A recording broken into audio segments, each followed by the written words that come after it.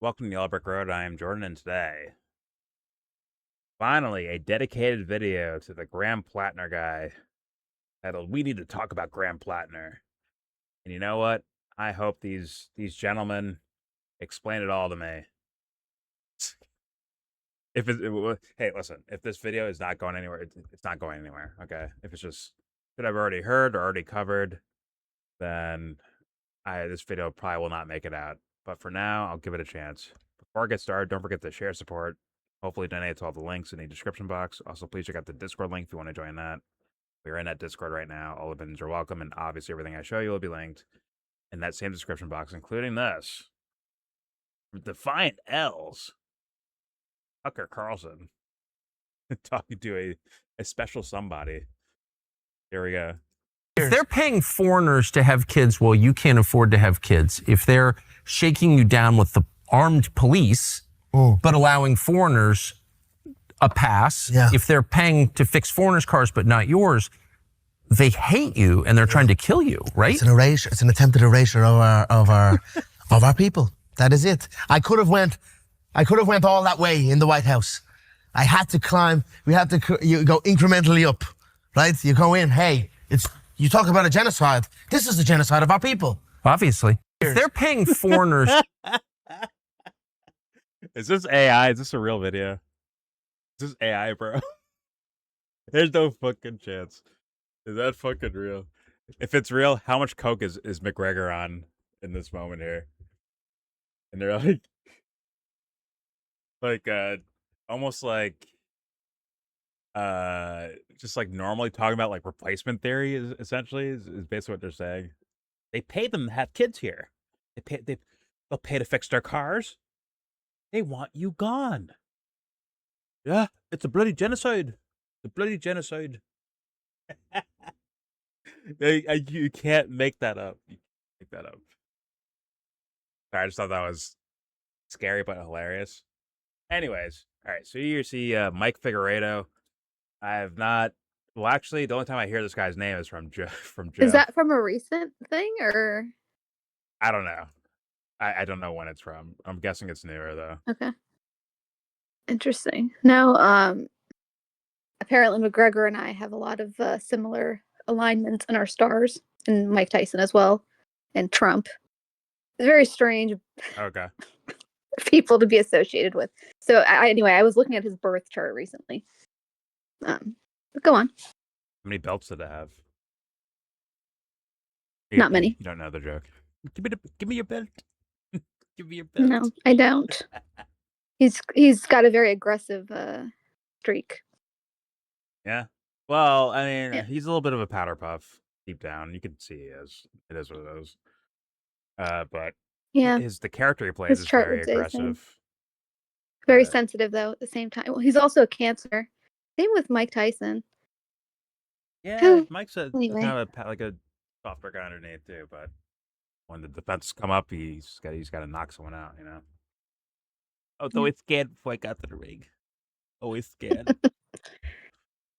James said he just doesn't know how to fight on his back foot. Yeah. He didn't balance the approach, man. Fortunate. But all right, here's once again this Mike Figueredo guy, the Humanist Report. I watched some of his videos back in the day when I'm like just first getting into the newer era of politics, right? I had the old era, there was like cable TV and all that shit, and I left it alone. I'm like, this is not that everything was stupid, but more so I found something more interesting to me and more important to me, so I went that direction, thank God. Then I came back to politics, like, hey, what's going on over here? And I remember this guy and be like, okay, hey, maybe there's some, well-meaning, trying to do good people out there. Not saying these guys aren't that anymore. It's just more so, wow, it feels like I went through something and experienced something that these guys didn't get a hold of at all, or even try to go at. So thus, when the slightest incident of something happens, you can watch them flip out and like almost rearrange their entire canopy of intellectual structure for the sake of political strategy. But the last time I heard this guy's name, Humanist Report and Mike Figueredo, was Joe. And I notoriously make fun of Joe for having political brain rot. This is the last time I heard this guy's fucking name. And look where we're at here. Check this out. He says, I genuinely don't understand why you endorse this guy over Al Green. Not the Marvin Gaye teammate Al Green. The political guy. The Texas guy, I believe. Who's consistently one of the best fighters in the Democratic Party. AIPAC is celebrating the victory of the guy you endorse, so you need to recalibrate and do better in the future. And who is he talking to? David Hogg. So, obviously, if this was someone else, if this was, I guess, Republican or right-leaning, he'd be like, you are the scum of the earth. Fuck you, you piece of shit. You're so corrupt and broken. But with this guy, he's like, hey, man, you're getting this wrong, man. We need to work harder, man. You got something wrong here.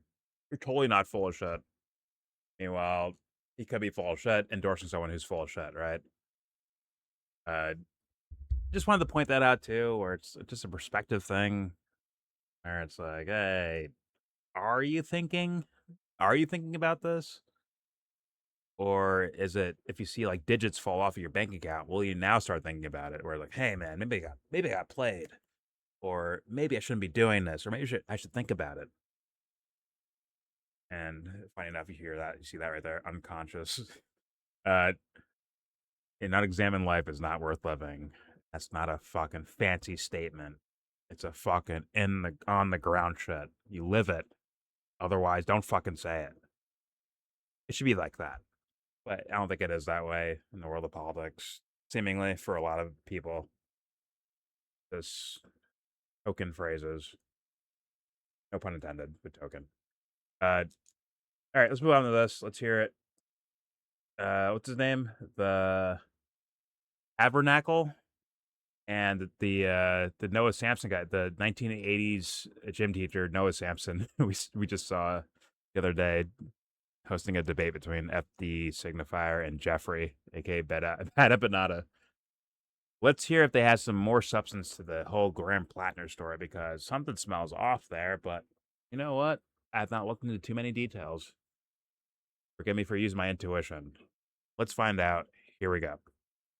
So today we're going to be talking about why the American He sounds like left a smarty love pants because their he's veterans British or like something. Graham Platner, for example. And I actually spoke about this on Saturday with Noah Samsen. He is hosting a marathon live stream session across multiple days. You might have seen it, where he's trying to raise money. Whose gym teacher is that? Like, for real. All right, here we go. Money for his legal defense fund against a hair and mustache, defamation that shit suit looks from looking crazy, bro. Ethan It looks like Klein. AI. I'll link the fundraiser down in the description. So if you guys want to go check that out and maybe read up about what this lawsuit's about and maybe give to Noah's defense fund. But he had me on specifically so we could talk about the Graham Platner left. And generally we just talk about electoral politics in the left in terms of left-wing media figures who we like. This isn't a hate stream. We like people like Hassan generally, and maybe the Majority Report as well. We talk about how they had participated in whitewashing the reputation of Graham Platner. And is this cynical? Is it just about trying to get someone in power they think will do good? Or are they genuinely naive?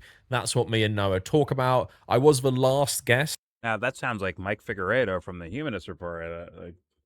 I'm just saying, where maybe you hold some reservations of critique or maybe relinquish questions for the sake of whatever political words you said out loud thingy. Right? Let's find out. Here we go. Or are they genuinely naive? That's what me and Noah talk about. I was the last guest on Noah's stream, which was very late his time. He was actually sleeping just before we went on because he had a full day of streaming. So just for context, appreciate him giving me this platform, and it was good to talk to an American about this as well, because lots of people say I need to get the American perspective. And yeah, enjoy the video. Do you want to talk a little bit about the Graham Platner left? The Graham Platner left, yes, that's why I brought you on. So Americans say Graham. Is that how they say it? Is it Graham?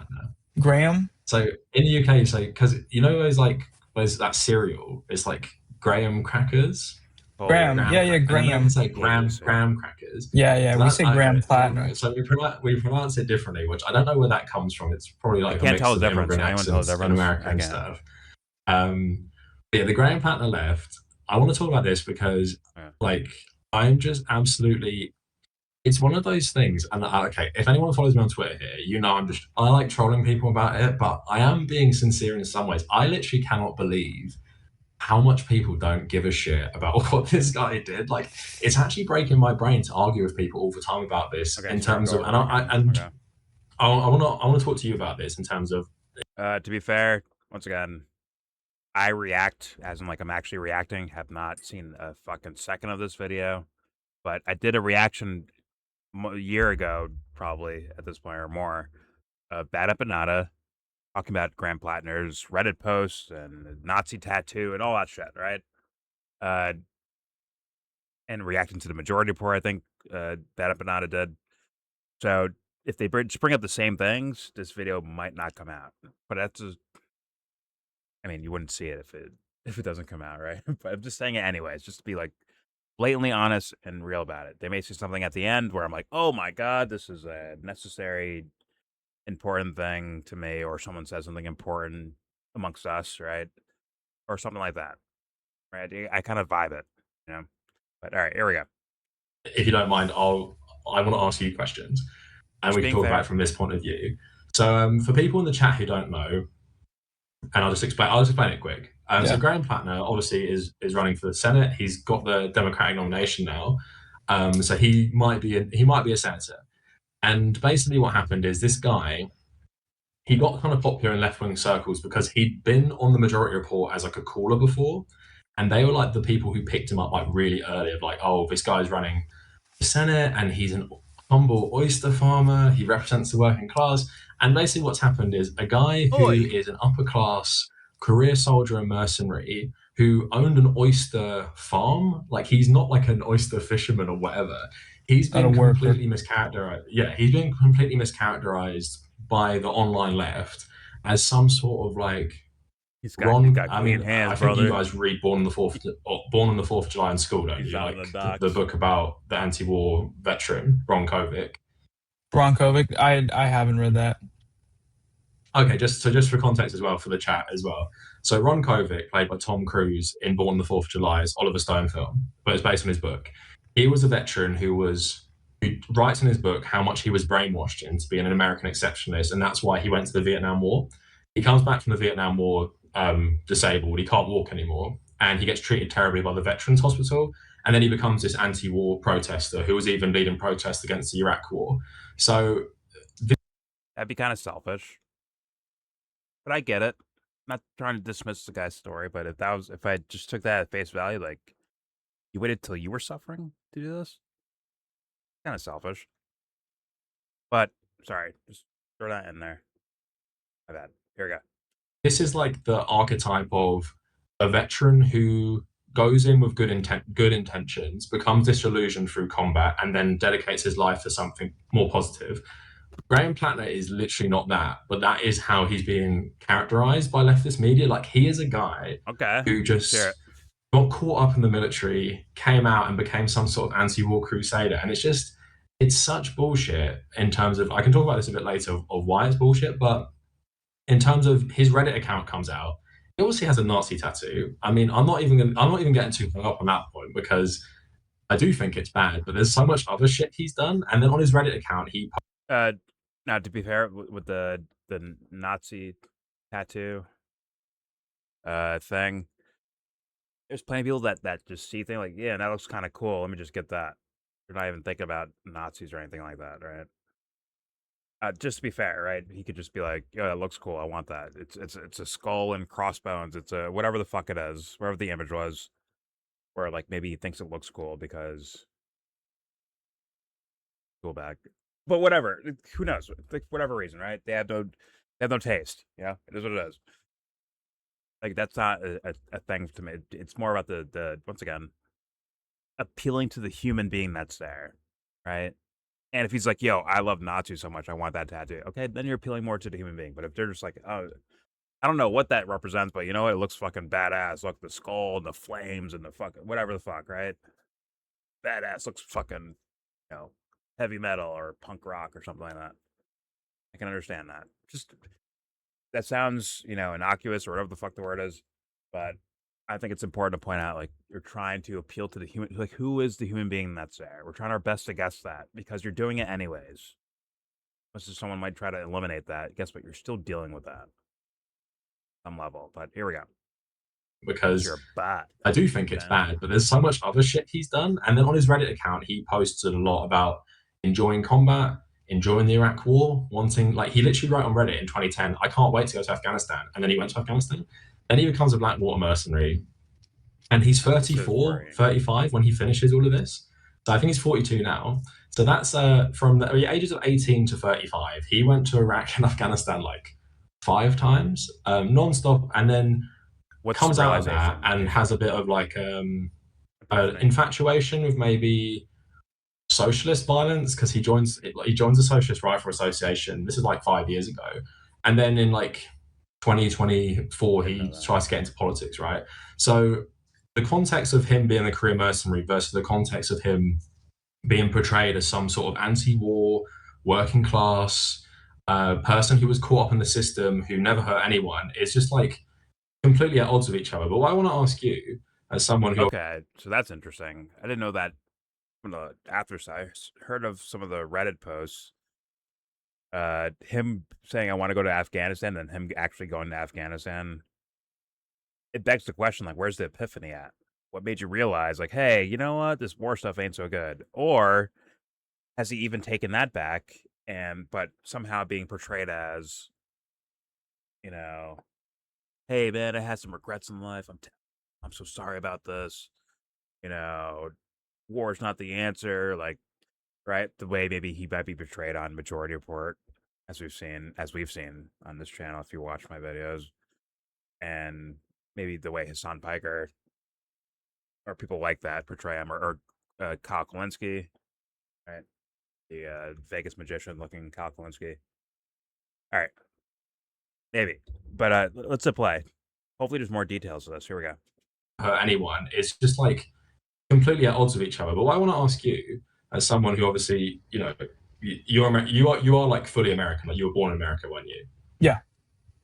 Okay, so you were raised in America. So if you want to tell me by 2 gym from your teachers. perspective, like, especially as someone who's a leftist as well, how deep is the military indoctrination, like, throughout your life, that you could be a leftist and not be horrified by what this guy has done? Can you, like, explain to me, like, how US, like, general society, like, how is there so many leftists right now not seeing what this guy did as bad? Because left does not mean righteous or knowledgeable or moral. It's a political affiliation. As much as those terms get conflated with each other based on what team you come from, right? Some people leftist means bad. Some people leftist means good. But those aren't moral terms. They're political terms. And let's be real, the terms that the underlying principles are quite malleable as far as perceptions of them on a qualitative level. But that's why some can do that. Maybe the good is that, like, hey, well, he's better than them. That will lead to the really good thing later on. So thus, right now, he's actually the good you can do. Cut the scuff. Calling me voting for Bernie was the actual... Sorry, if I didn't vote for Bernie, I'm breaking my own moral principles by not voting for Bernie Sanders. Because this is what's demanded in the meantime. No matter what you can possibly project in the future, what's happening right now demands you to morally support this direction. And now we're here. Now I look like a fucking genius. All right, here we go. I can speak for myself personally, because I have, like, as I told you, quite a few issues with Platner. But when I think about seeing military brainwashing around me in America, it's, for the longest time, it's just completely unchallenged and ubiquitous in terms of we view troops as having sacrificed. Even liberals view troops as having sacrificed for the greater good. Coming home, the focus is entirely on the needs of the veterans to get, Mainstream you know, health care and benefits. And when it comes to there, I mean, there's just no moral question whatsoever. Maybe an illustrative example from something recently. I have a friend who I recently found out does IT systems for naval ships in San Diego. And he's not in the military, but he's a subcontractor or he's a contractor. And he's whacking it. I found this out right around the time that girls' school in Iran had been bombed, and it was destroyed with a Tomahawk missile, which was fired from a U.S. naval ship that had, I think, come from San Diego, or it was come from somewhere around where he could have been working on. And I kind of had to confront him and be like, so you know about this. Do you, or like, does anyone that's a part of what you guys are doing, like, think about the morality of that, or like the you know, about what happened and your potential role in it? And it was just, I mean, it was no. Obviously, it was like this didn't. It was like I'm the first person to have asked him this question, and that's I guess maybe a more active role. That's someone that's directly a part of it and still not even thinking about it, and so maybe subject to more pressures. But like from a, I've talked to some people that I know in my personal life, and the sense I got was still so. It's as dumb as the internet, man. Like political, team based, as in it looks good under this guy, looks bad under this person. I actually heard a bunch of Russia stuff, like Russia, like some argumentation in that direction as well. Unfortunate, and it's like, damn, don't you should know based on what you have in front of you, right? Don't let some guy on the internet outflank you on this stuff. And not even like, and that's just on information. Like, once again, I could be wrong or they could be wrong on information, but the moral perspective on it, like that seems to, it's been replaced with teams, seemingly. And that's very unfortunate. Once again, people I know personally, unfortunate, man, very unfortunate. This is why I think the psychological spell needs to be broken. They're not my reason for that. They're just, I notice it more as I learn more about me. I happen to notice it now more about others. Or I'm just armchairing. I don't know. All right, here we go. Voters' perspective, like when people make the argument that the average American is going to see it as a benefit if someone's a veteran, they're going to see it as like a, yeah, I guess they sacrifice for us, even if they are, man. You know, like a Platner. I don't know. It's not really as a bad people. The left seems to view that as like a mass appeal, broad appeal sort of character trait. Like he's a veteran. Yeah. Americans generally really fuck with the military, even if they're not pro-war. They still fuck with like veterans' rights and stuff because they know, you know, I don't know how they're portrayed in media and movies, and I guess in the context of like the Vietnam War or something where there was a large effort from within America to, you know, try and protest it, given that it was direct relatives of so many people. But like, it's we can't. You did whatever your beliefs are, but you did the ultimate sacrifice, so thus we can't talk down to you. And people mistake that talking down to be like talking for real to someone. Like it's mistaken. No, talk real to them. But people would rather just like, hey, listen, man, I don't want to cause a fuss. Let me just go about my day. And I understand, but a little bit necessary considering the circumstances, right, guys? Kind of needed. A little bit, at least a little bit, with whoever you're talking to. Jesus or the devil, no matter, or anyone in between, whoever you're talking to, it's kind of necessary to be real to them or real with them, right? Maybe a little bit. All right, here we go.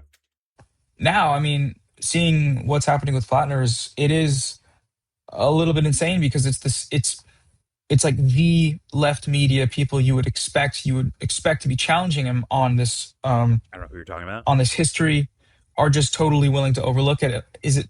I don't really have an answer to your question other than I guess electability, like some kind of benefit to the, you know, to the appeal of a working class, like aesthetic leftist without looking too deep into what actually happened. You can just kind of drop them in the archetype, in the character, and that seems to work. And I don't know. I mean, the way I see, like, I just think the average American doesn't care and is going to think you're a little crazy if you tell them like they know war is bad and stuff, and most people don't agree with the Iraq War. But if you tell them your uncle went there and killed people, they're like, he was just doing his duty. And it's still like that for most of the country, it feels like, which is, in contrast with something like, I don't know, people's views on a current conflict or on Israel. People are aware of how like morally and materially fucked up these things are, but when it comes to military service, that's just not a part of it. Okay. In words, I think there's something agreeable there for me. I had started to pause again. The fucking shit's lagging, but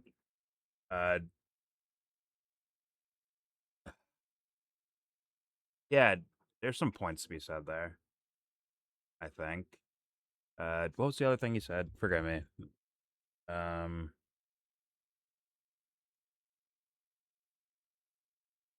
okay. He said electability, and that seems to be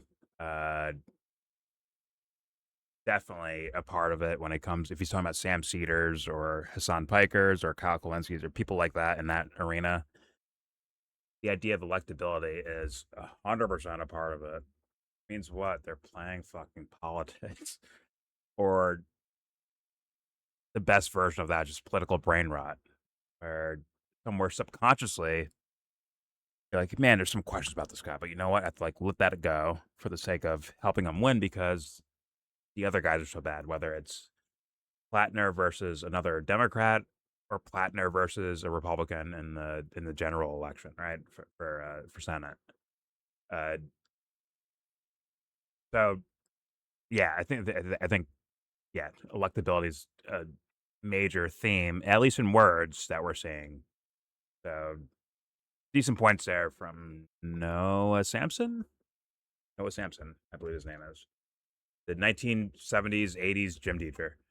But let me reset because it's kind of lagging. Here we go.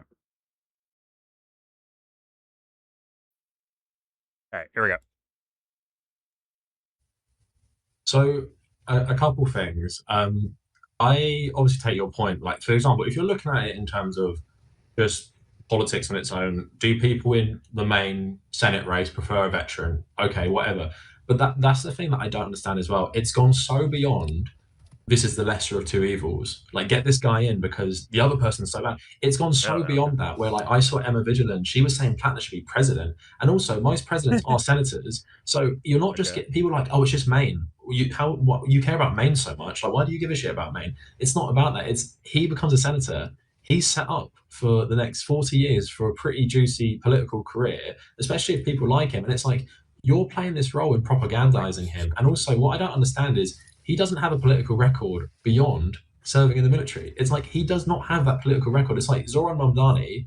I just saw a tweet randomly the other day of some account. It just came up from like 2021. Someone was talking about him on left-wing media.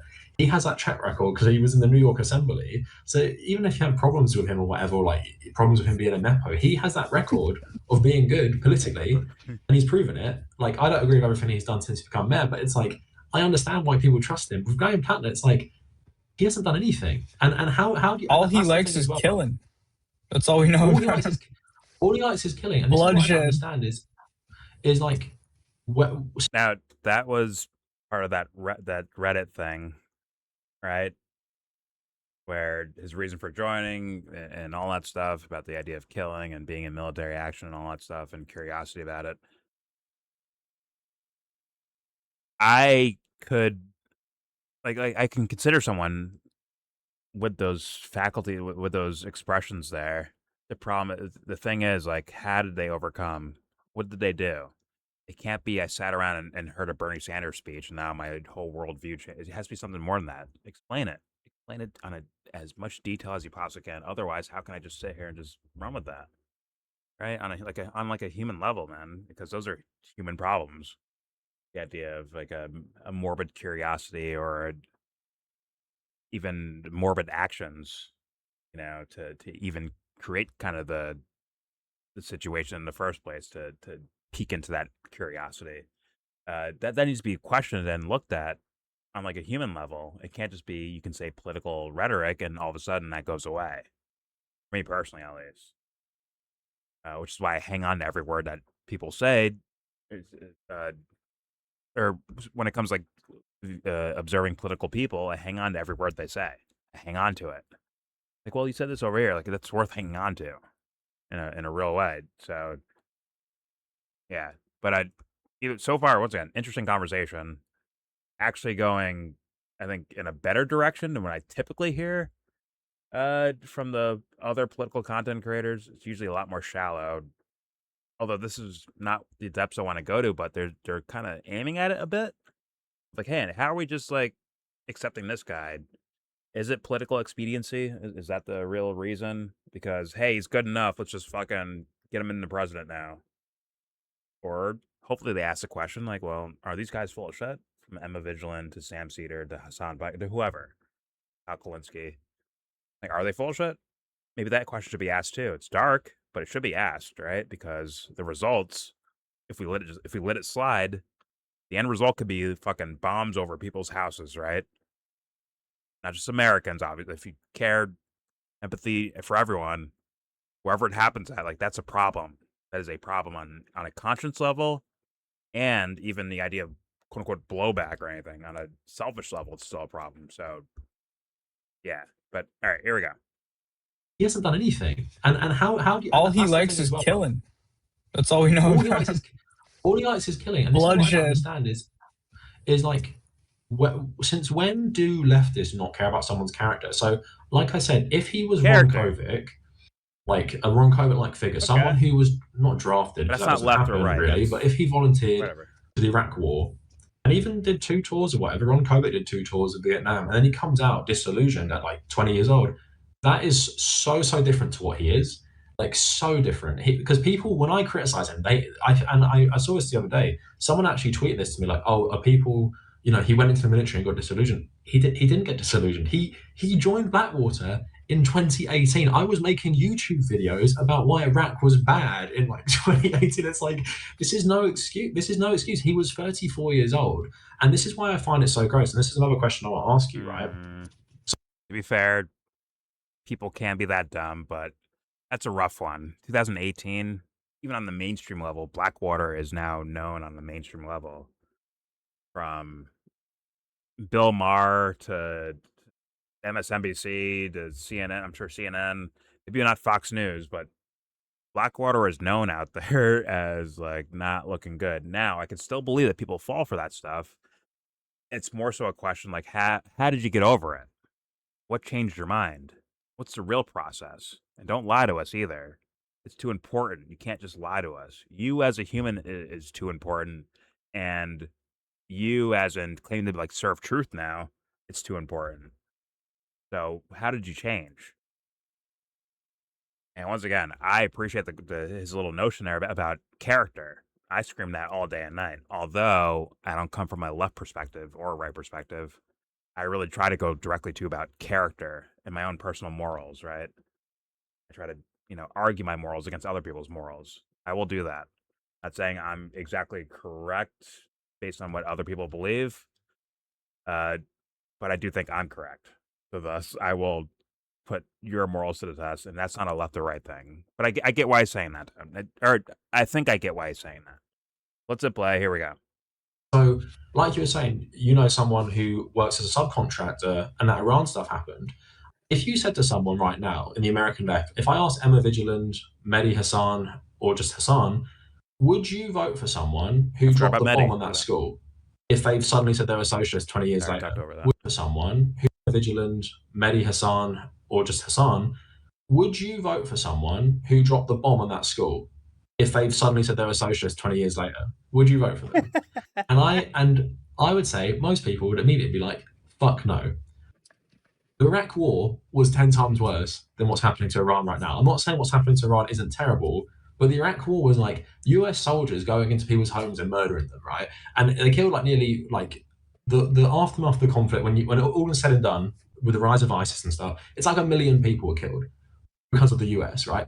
Graham Platner not only did that once, he did it 3 times. He served in some of the worst battles. He did 2 more tours after he was a machine gunner in Fallujah. They poisoned Fallujah, so people born today have birth defects from that battle because of all of the depleted uranium shells like the tanks were using, right? So it's like, obviously Americans don't know that, but you'd think it's for leftists. I'm a British person who's 30 years old, right?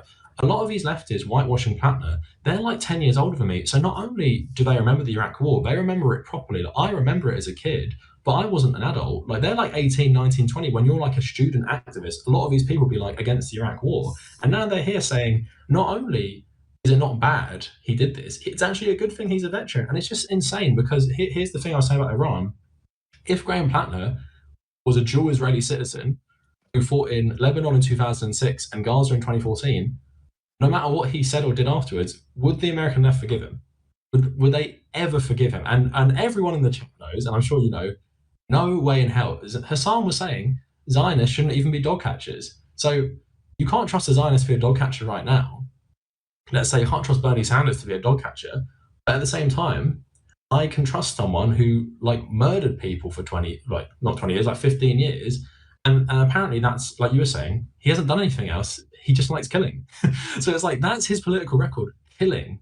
And I'm meant to be like, oh, actually, he's cool and based now because he said, oh, we should limit arms sales to Israel. Like that makes him a principled anti-Zionist socialist to people who are just going to fall for him so quickly.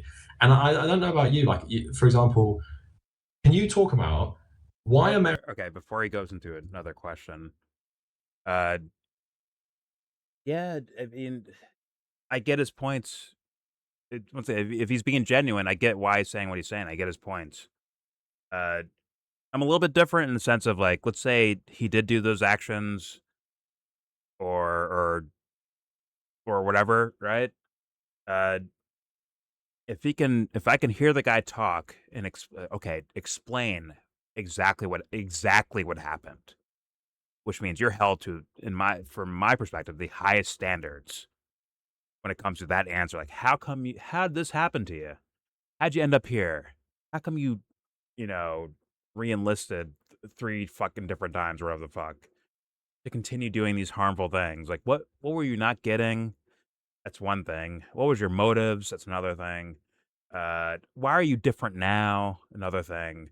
Like, what'd you do? And there's certain things that will not suffice.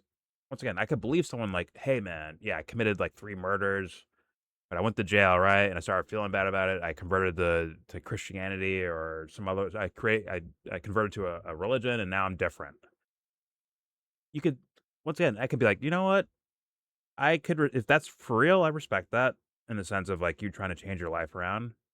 But when it comes to you having a finger over the button that can do certain things in people's lives, which is also in society too. You don't have to be like an elected official to be doing that. But I'm just saying, like, just on the simple surface level, right? Because you'll be able to make certain decisions in a certain way on that bigger scale, on a bigger social scale. I need more detail than that. Why'd you find Christ? Why'd you find Islam? Why'd you find any religion, Buddhism, Judaism, whatever the fuck? Why?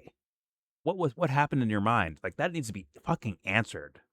I'm sorry. It can sound like, well, we can't, well, it's so subjective. We can't, like, no, I want to fucking hear him try. If I don't hear him fucking try, if all I hear is, well, listen, I found Jesus and now I'm a better guy. That's not good enough. Not good enough. So thus, you know what? Someone can do some horrible things in their lives, right? If they make a genuine dumb fuck mistake, or they were brainwashed or conditioned a certain way, people can go through things like that.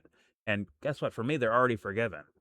But when it comes to it, okay, you're forgiven, but I'm not going to just let you like be this thing now. I'm not going to hand you the nukes, the nuclear codes now because I forgive you. Like, no, show me you're you're legit. Even if you're lying to me, I already forgiven you. But like, what is the details of your epiphany towards moving towards a more morally righteous life based on your standards? What are your morals? What are your standards? Like, let's get every little detail you can, right? After you make those mistakes or alleged mistakes, right? But they're not even going through that. You're just going with like, well, he said words. He said, you know what? We shouldn't have so many billionaires. How come the billionaire class is doing this? And hey, the Epstein class.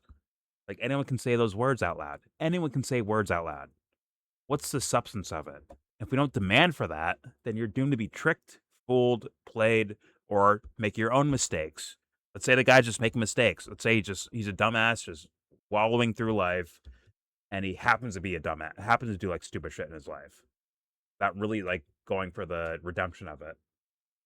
Well, now he's a new tool for you to create your own mistakes by saying like, well, he said he's sorry, so you know what? Let him do it. Let him be a senator that can vote on going to war or not going to war with the country. Just take the risk. Fuck it. His words sound better than the other guys, so he must be better. So he must be good. That is not good enough, considering what can happen as a result. You know what? Kudos to what's his name again? I'm sorry to this guy. What's his name again? Fake Mike Figueredo. The Kavernacle. Oh, I thought he was fake Mike Figueredo. Wait, what? No. Nah, but I wanted to add, look no further than his boy Fetterman. Look no further. It's the best example right there. Oh, John you Fetterman. vote him in. Yeah. He says nice words, then he acts differently. You're like, yo, what happened to this guy? Yo, what the fuck? Yo, you didn't ask questions when you had a chance to ask questions and really grill him on stuff. You didn't ask questions. Yeah. I mean, I can never. In fact, I don't think they go far enough when it comes to people setting standards and then pushing the limits. Of keep pushing those standards further and further. Yeah. The more you understand should be the increasing level of your standards. And that's why Well, it's I'm that appreciating whole this Kavernacle guy right now. Hopefully he goes further. It's that whole purity test thing. Oh, everybody's wants to have purity tests. Yeah. Which is like a weird stance to take. So it's like, so you're okay with being lied to? Yeah. If it serves a certain, like, without you saying it, that's where you're like, that's where your thought leads to. I'm okay with being lied to as long as I get what I want. Sounds like Dubster. But I would say this to this Kavernacle guy, where once again, like set the standards, like even for I don't know what his political affiliation is. I guess people would say left leaning. I would assume left leaning, I guess, but I'm not gonna put him in a box like that. But you know what I mean? Like the way he's sounding, he's like, "Yo, what about the American left? What's going on over there? What the hell?" He's clearly left leaning. Well, you got to be fair, right? You have to have standards, right? Yeah. You set the standards. You live by them. I'm setting my standards of like, well, I don't know. I haven't heard him explicitly say I am this or I am doing this, right? He hasn't given me his standards yet for like who he is. But for me personally, once again, I don't know exactly. It sounds like it's left leaning, but I don't know exactly. No. But Yeah, on. Yeah, go ahead. But once again, he should apply these standards to even right leaning guys. Let's say he's left leaning and he's like staring at left people, right? You should apply the same to the right wing in regards to not leftist standards, but by their own standards, as in they say, like, hey, I believe in this idea as a politician or as a content creator or as a regular person. These are my political standards. And if you see them start doing backflips and dancing, right, because it isn't exactly playing out the way they said it would be on paper, be able to call them out on that. It doesn't have to be strictly left. Standards are standards. As in, I'm taking you at your word by your standards, and you are breaking them right in front of me. That makes you full of shit. I hope he does that on his own time, in content and on his own time, honestly. But go ahead. You're gonna. I kind of forgot what I was gonna say. This Noah guy though. I wonder if because he's kind of quiet. So I'm like, I wonder if this guy would say what he's saying here with different people. If he had his son on, if he had those guys on, would he stick to what he's saying now? That's what I'm thinking. It looks like he's placating to the Kavernacle guy a little bit, in my opinion. I don't know him though. That's just my opinion. That's just what I'm smelling from. Fair enough. I've seen him only a couple times. We saw him yesterday. Yeah. That was like yesterday. Borderline mutual friend thing, and it was like it sounded very personal versus like actual about a topic. But Bad and Panati. Yeah, Bad and Panati, Jeffrey and and FD signifier or whatever. I've seen him before, but it was about Gaza, which is like how can you get that wrong, right? How can you get Gaza wrong? So Yeah. right. But either way, Yeah. let's get back to this. I once again appreciate the statements by Kavernacle about character. And I hope it applies everywhere. I hope it's not just a left-wing character. But let's find out. Well, it's big, bro. Like it's Okay. big. Like this guy even asking questions, like, because there's a there's like at the heart of it, there is like theme of, hey, if there's a dem running and they're doing good, don't get in their fucking way. Yeah. And this guy's kind of doing that. He's at least like, yo, why aren't we asking this guy enough? Why aren't we vetting this guy as much as we should? Yeah. To make sure he's not an imposter. And these guys are like, nah, man, we need all the truth we can get. Yep. Like the guy said, electability. Yep. And just that. Well, isn't it like Caesar? Like, yeah, you can have all these guys around you, but if they're all backstabbers at the end of the day to what you want to do, like, what was the point of having them around? And then, like, in the Dem party, that's like the number one problem. It's like, yo, nah, fuck it, man. Get Kamala in there, man. We gotta get Trump out. And then Kamala fucks you over, or Biden fucks you over. And then there's some like Kyle who are like, yo, Biden actually exceeded my expectations. And then there's other guys who are like, yeah, I can't go that far. But I'm still, like, signifier. I'm still voting them. Yeah. Whoever it is. Yeah. Apparently, the standard of blowing children up is not good enough. No, it's not a low enough bar, apparently. Not low enough bar. Dude, it's the theater thing. Whoa, it's 8 against 1. I'll take the 1 for now. That's literally the argument. It's 8 against 1. 8 concentration camp against 1. Yeah. All right. All right, let's keep it moving. Let's keep playing this. Once again, interesting things. When it comes to the Kavernacle saying that I would understand. Like, listen, if you did some horrid shit in your past, but you're like, hey, I changed my life around, man. I'm different now, and you know what? I think I have the answers, right? And you go up and you run for office or some shit like that, and some guy like Kabernacle's like, well, I can't forgive you for that. Well, guess what? You're gonna have to eat that shit. The person that did those horrible things, like, guess what? That's part of it now. You did some horrendous shit. Once again, not saying in the universe of things, but in the world we live in, you did some horrendous shit that people are aware of. And if someone says, like, yo, you're not worthy because of what you did back here, guess what? That's a part of the epiphany process. You fucked up, really sit in that you fucked up. Even if you did it already, you still have to accept those consequences. And I understand someone saying, like, yo, you did this in the past, bro, you're not worthy. I understand that. And you have to accept. Honestly, you have to accept that.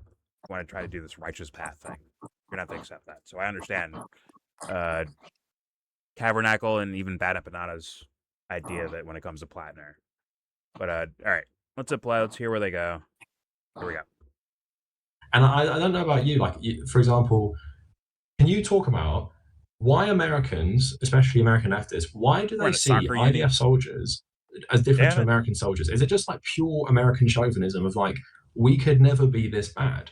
Like an idea, they think, for some, I'm going to say a little bit. They think certain people who serve in the IDF, who never even held a gun, maybe famous people, are actually worse than Graham Platner. Like they would actually think that. So can you?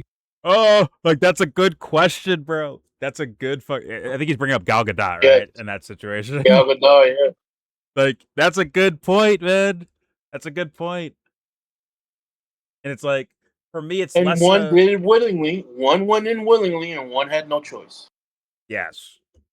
Like Denis went to the he went to the IDF too.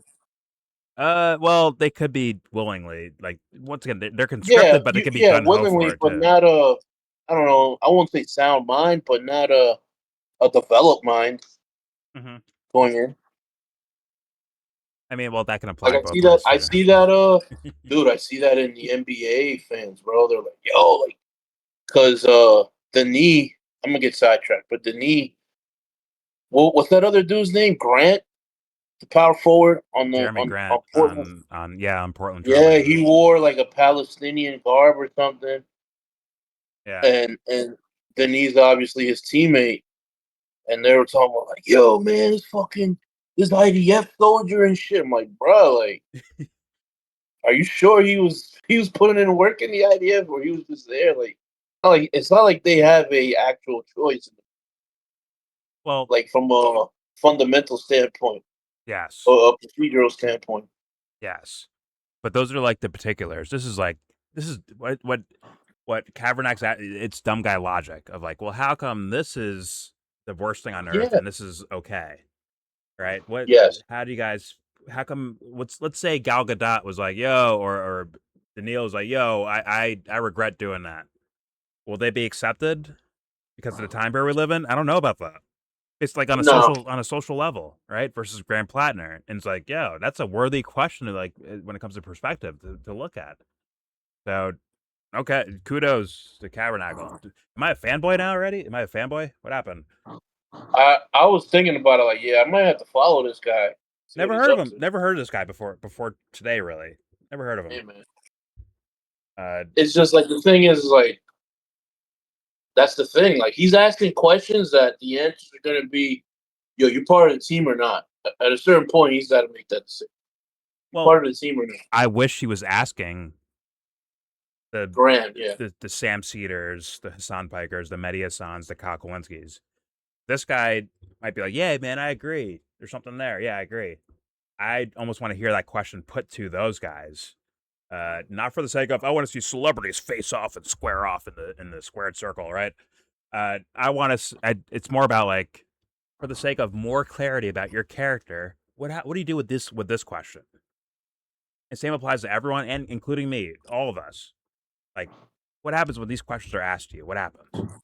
That should be very worthy of observation. Anyway, all right, let's play. But good question, I think. Here we go.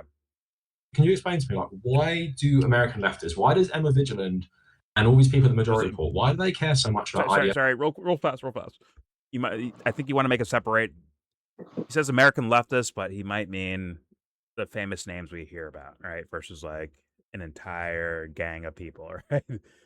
I'm sure he already understands that. It seems like, but just to point that out there, that I'm not viewing Emma Vigilant as the representative of all a certain side, right? Just more of like herself, right? And the word she uses and says out loud. It's like Mehdi Hassan or Hassan Biker or Kokowinski. The thought leaders. Yeah, he's asking about the thought. Yeah. But all right, here we go. Are actually worse than Graham Platner. Like they would actually think that. So can you explain to me, like, why do American leftists, why does Emma Vigilant and all these people in the majority report, why do they care so much about IDF soldiers right now in Israel, but they have no disgust for Graham Platner, who's probably worse than most IDF soldiers? Because they're playing It's American politics. chauvinism, I think. American exceptionalism. The idea that, well, they're playing politics. Is so firmly planted that, well, our military, when Trump's at the helm, when we're doing war stuff, it's bad. But Platner, like everybody else, was just a cog in a machine.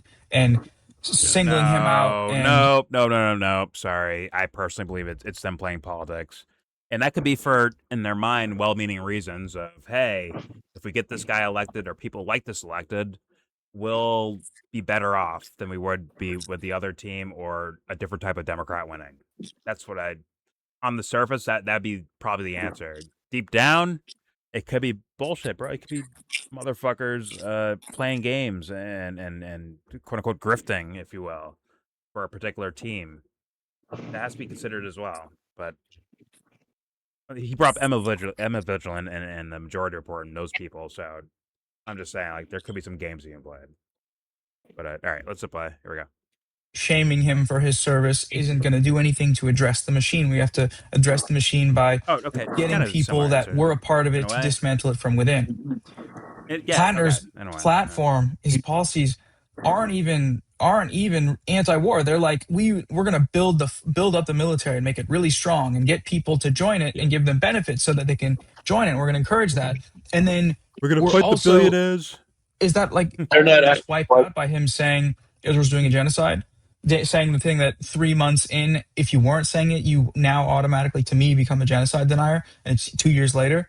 I don't think so. But like it has been a deliberate campaign that's two-pronged. One, to sweep under the rug the stuff you're talking about his background. I think that's just gone underreported. Frankly, like very few videos about it. Bad Empanada is like one of the few videos that really like it lays it out. But even then, like on YouTube, it's just not.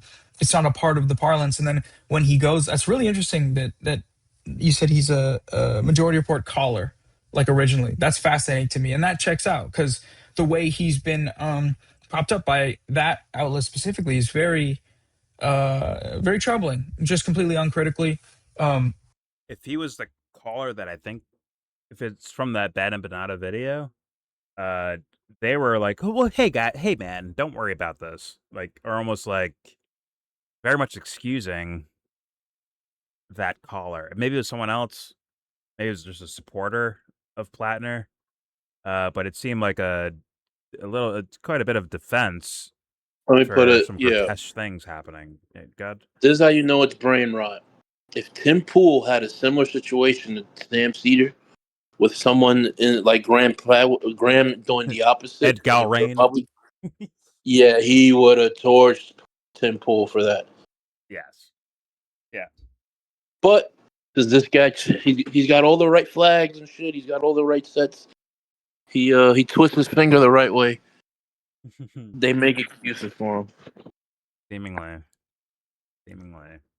That's unfortunate because there should be, once again, as Kavernacle said, a standard of character. There needs to be like a standard. And even that, Yeah. like, Also, he should be asking questions like, are those guys liars or not? Right? He should be asking those questions. But here's why I lean towards liars. Who's he running against? He's running against a very high-profile Republican, senator or congresswoman, whatever. Senator, yeah, Collins. Yeah, to where it's like, when Sam, that's all Sam needs. His eyes light up, and then he's got the followers, Emma Vigeland, and these. Emma Vigeland is like more suspect because Sam we know is sus, and I was like, oh, if Emma's with it too, she carries like some kind of legitimacy, like amongst more what's it called? More what's the word I'm looking for? Well-meaning people. I hope. Well, I hope they're well-meaning, not just. I hope. Yeah, that's my brunchers. assessment. Yeah, that's my assessment. More well-meaning people that like the party would listen to her. Oh, she's on board. That means there's something. This guy got to be right. Got to be a good guy. Sam's out here countdowning his smile loss. He's doing daily countdowns to where it's gonna be gone. He's gonna have to defend some horrendous shit, isn't it? As he loses his smile, his bank account grows. So, in during office, they know who to call. All right, let's keep playing. Here we go. Ryan Grimm as well. I don't know if that was Breaking Points or what show that was, where they're interviewing this candidate, and something about when elections come around Grimm and I think he did people build similar. these little marketing profiles of these candidates. It's just people fall in love. People are like, this is our guy. This is the new guy. And then you just take one little look into his history and one little look onto his own campaign website page that says like more killing, essentially. I mean, it is he talks about, he'll highlight the war crimes and things, but is that all it takes for people to be willing to champion him? And I think that's the other thing I asked you about was like lesser evilism, because I think when it's him and Janet Mills side by side, he's the better candidate. Like, lesser of two evils, he's the lesser evil based on professed policies regarding Israel, for example. That's not good enough. That's what's the word? That's a speculation, because Girl obviously fest. people can switch up. What does that And mean? given his own, if we look at him as a person and his character, his past doesn't reflect well on the potential. He's just a guy that likes killing. So who knows what'll happen there? But if we take them at their word, he is the lesser of two. The guy keeps saying that like it's the only thing he's fucking heard. Apparently, the other guy sounds more detailed about things. Whatever. He's just like repeating back what the guy said to him. What Kavernacle said to this Noah guy, he's just repeating it back to him. Yeah, almost like appealing to like his sensibilities of like, yeah, that's wrong. Like appealing to it instead of having a argument of substance or a discussion of substance. I don't know. Forgive me. I try to like sniff these things out about like, hey, someone being like for real or being like a full shit artist. I don't know. I don't know. Yeah, I don't know this guy. I don't know either one of these guys, but yeah, this guy Noah. I don't know either one of them, but yeah, intuition. I'm like, He's not like you're saying. He's not saying much. He's regurgitating what the other guy already said. It's just the way he's going about it. Like, whatever. Here we go. Him as a person and his character, his past doesn't reflect well on the potential. He's just a guy that likes killing. So who knows what'll happen there? But if we take them at their word, he is the lesser of two evils. But I don't think that's really what people, like you said, like they're going way further than that. If someone were to be making the argument about lesser of two evils, about him versus Jenna Mills, vote against Israel Aid versus vote for, what would you say to that? Yeah, it's like like even the same with the lesser of two evils thing. I'm not even sure he is the lesser evil, because it's like you're saying like, in terms of policies, but in terms of politicians, like when's the last time a politician got in who actually stayed true to their principles? As he was saying it, I was thinking of that. So like, I was thinking of Obama, that. for example, in 2008, literally sold out Australia. He's like, do you see? Forgive me. Do you hear a difference between the gym teacher on the left and this Kavernacle guy? I hear something different, like something. I don't know what that is. Yeah, this guy ain't gonna last long though, Jordan. He's gotta play on the team, bro. He ain't gonna last long. Talking this way. He is the lesser. Like it's like Noah, throwing shit out there, kind of. Noah's trying to stick around, Jordan. Noah's trying to stick around. This guy might burn his bridges. It's the way that all sounded. It was like, and then he got asked a question, kind of rambled it off, and then gave it to the next. Like, hey, what do you think? Like, kind of pass it off back to this guy in a way. And I'm like, is he the lesser? What is that? What is that? And then okay, so now Kavernacle is going to bring up like the idea of like, well, we can't just take their fucking word for it, or even just read it on the surface and run with that. That's not even like, at this point, that's not even realistic to go with. This is not a Occam's razor. They like, oh, it's the most basic or simplest thing is probably more correct, right? Actually, the more basic and simple thing right now is like, yeah, they lie to us when they get in the office. Like we have numerous examples of that. So I'm a little okay, but let's hear him out. Let's hear. No, and God. and like he's running a campaign, right? Like I'm no expert. I don't know how much you know about campaigns.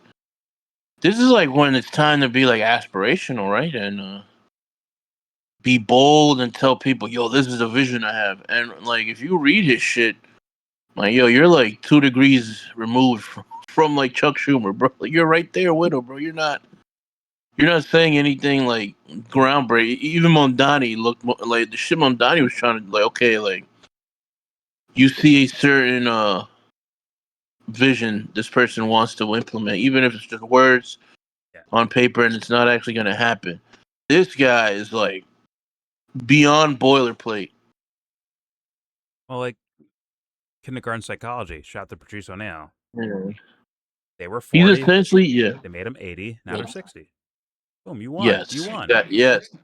What's he really done? He's had a couple town halls that got viral, couple interviews, couple endorsements. And he's a couple endorsements. But even before the endorsements, I'm just saying, like, what is this guy actually like bringing to the table for these guys to fuck with him? And it's mostly vibes, and the importance of who he can dethrone. Let me ask you: is there a way to tell? Once again, he has this kind of sketchy past. Let's say Platner, right? The sketchy past with the military stuff and Blackwater and all that shit, right? And these Reddit posts. Yeah. Is there anything he could do where you're like, you know what? Maybe this guy's legit. Is there anything he could do? Sit down and answer the questions with everybody. As many people as he can find. But they're not doing that. The people whose jobs are to do that aren't doing that. They're lollipopping his shit, bro. But they'd give you an answer and saying, well, he doesn't have time to do that. He doesn't have time to do that. Bro, what is a campaign for? What the fuck? We don't know who this guy is. if he takes steps back, Anthony, he's giving a foot ahead for the opponent. He's giving them more room to like I thought he was up like big. I thought he was up big. Oh, come on. Which would make more sense. It's like, okay, he's coasting. It's better for him not to say much, actually. Like, hey, but man, yeah, I'm pretty sure people would say if he sat down and addressed all his Reddit posts, right, made it nationally known, nationally public, right, like, hey, here's my Reddit posts and here's what I said, and they sound disgusting, he'd be hurting himself by doing that, and you can't do that. It's a campaign, man. It's a campaign. You can't do that. I can hear Kyle telling Mike Gravel to shut up already from here. Yep. I can hear Kyle say that. Yo, that's bad strategy. Yo, shut up. Don't bring that shit up right now. Like, hey, man, are you trying to appeal to some guy named Kavernacle you never fucking heard of, or YellBro you never fucking heard of, or do you want the masses to hear you out? You want the masses to hear you out, you can't go down this lane. That'll hurt you. It'll hurt you to be truthful. It'll hurt you, so don't do it. And that's what I'm saying by political fucking brain rot. The worst version of it, too, by the way. That's the worst version of it. Of the strategist little motherfucker, man at a time strategist motherfuckers saying, don't say your truth out loud. That hurts you when you say the truth out loud. What you actually believe, what you really believe in, that hurts you. So don't say it. And they're saying that's progress. And that's like the sickest game, bro. Like, yo, we gotta spend money so we can hire like Ed was telling us. You gotta spend money so you can hire these people who don't know shit about it. They just know how to lie and cheat and steal. That's all they know how to do when it comes to elections. Oh, we're gonna plant this story and we're gonna have this person. Like shit like that is what they're good at. But actually, like, I don't know, trying to make the world a better place, that's not in the equation. Well, and year after year, they keep telling me this is the only way. Like, things get better when we do that. When we go that direction, things get better by doing that, and they repeat it every year. They repeat that same thing over and over again. Nothing gets better. In fact, things get worse. By their standards, things get worse. Yeah, it's not. But they tell you like, no, this is the only way to go about it. They just lie to us. We gotta make sure the next side doesn't lie. and guess what? They always lie. They lie to us. I wish it was that, Anthony. I wish it was. Well, that's what they tell us. That's what they tell the masses. Yeah, in their heart of hearts, it's something else. And they realize, wait a minute, we gotta lie. We have to lie too. We have to also lie. Yeah, we're like, you're not even holding office, and you're acting like you're a politician to defend these guys. One way to win, man. That's what power means. Power means you're a really good liar, apparently, until it doesn't. Well, let's play. Let's keep going. Here we go. Say to that. Yeah, it's like like even the same with the lesser of two evils thing. I'm not even sure he is the lesser evil, because it's like you're saying, like, in terms of policies, but in terms of politicians, like, when's the last time a politician got in who actually stayed true to their principles? I don't know. In terms of the majority of things they want to do. So, like, look at Obama, for example, in 2008. Literally sold out straight away. Like, think of it. It looks like he fucking painted his goatee. Like, the only thing he actually did was pull America out of Iraq and stuff. But it's like, fun of character first, and I get do. So even though you're saying, like, you look at the candidates in terms of the Israel stuff, and it's like, yeah, okay, in a vacuum, Graham Platner is better. But then that's the thing for me. How Americans cannot tie Israel to American imperialism, because this is something I want to talk about as well. We'll talk a bit more about Platner. But it's also one thing I want to ask you. So, as someone, like, I obviously have been making videos about Israel for a long time when it, like, wasn't trendy or whatever. I feel like it is trendy now, like, in terms of, it feels like it's the default thing in US politics. Like, you've got to be some sort of anti-Israel. So I don't even give him credit, by the way. Like, there's no world in which he can be pro-Israel. So even if he wanted to be, like, if he wants a political career, he has to be anti-Israel, right? Because if he's anti-establishment, he's, like, even we're looking at people like, you know, you better say big money. It's building and building, where I read something in my video on Friday, 50% of evangelicals have a negative view of Israel now. So it's like, they're the most strong non-Jewish group of I don't know about that. 50% of young evangelicals don't like Israel. So it's like, if you want to walk in as like a maverick, yes, you're going to have to be against the U.S.-Israel relationship to some degree. Plenty of other people that you can kill. Yeah, plenty of other people you can vote to kill. Exactly. Just don't kill over there. Which means that's not even like where they sell this, hey, Israel runs our government thing, is not even going to be a standard. It's already Like, in hey, a short period. It's not going to be a standard, honestly. It's like, hey, what does this guy think about South America? What does he think about the border? Think about Africa? What do you think about China? What do you think about Ukraine? But basically, what I hear Kavernacle saying is like the whole Israel thing is not good enough of a reason to be like, this guy's legit now. He's legit. He said free Palestine. He's legit. It's not good enough. 5 years ago, maybe. Now, no. Yeah. I don't know. It's not 5 years ago, yeah, he'd get a long way with that, but right now, like, he shouldn't, but he is. Yeah. He should be as questioned as ever. Like, oh, like, let me weigh these out. You're against Israel, but went to war how many times? And what you do in 2018? Yes. By self-proclaimed standards by a lot of these people, that is not good enough, especially in the current political climate. And am I a fanboy? What's going on here? Am I a fanboy? You want to get wrecked too? You want to get wrecked too? What? Tulsi Gabbard has less of a military career than this guy did, and she got eviscerated by these same people. Yes, actually. And it was on what they said, what Kavernacle said before. Actually, no, it was the Noah guy thing of potentialities as far as like where it could go. Because of where it could go, that means you can't support them, right? Because of where it could go. Yeah. And this Grand Platner may have more of a damning, potentiality of like what policy could happen from this guy. Yep. So, yeah. But let me reset real fast. Hold on. This is very interesting. I am enjoying hearing this discussion because this is not what I typically hear from these nuts out here. But also, they have more views than me, so I should dismiss them too. You know what I'm saying? Right? They're bad because they're not. You know what I'm saying? Anyways, here we go. I don't give a shit if he's anti-Israel, but like the embargo sales, and for me, it's kind of like you were saying, pro-US imperialism. That is pro-Israel. Like they're linked together. They're essentially, in my mind, they're the same thing. But this is what I'm trying to say: is I think a lot of anti-Zionists and people who become anti-Zionist purely from watching like maybe myself or you or Hassan, like after October 7th, I think these people aren't actually anti-Zionist, and I think they've had their brain broken by Israel in terms of they see Israel as a unique evil. It's unique. It's never happened before. Okay. Like it's America is better. Like America didn't do anything like this ever. Not that America is the blueprint for like every state like this in the first place. And I just find it so insane how like people, like you were saying, if he was anti-US military, like let's slash the budget by 90%, and if he was a very radical against, I would give him not a pass, but I would understand why people like him. He's not even that. So it's just like, what the fuck is wrong with people in terms of like? I'll ask you this: so why can't I people? agree. What is all these people not being able to? I agree. It's like the standards dropped. Yeah. It's like the standards dropped for this shit. Exactly. He's right. He's coasting off. I'm telling you, bro.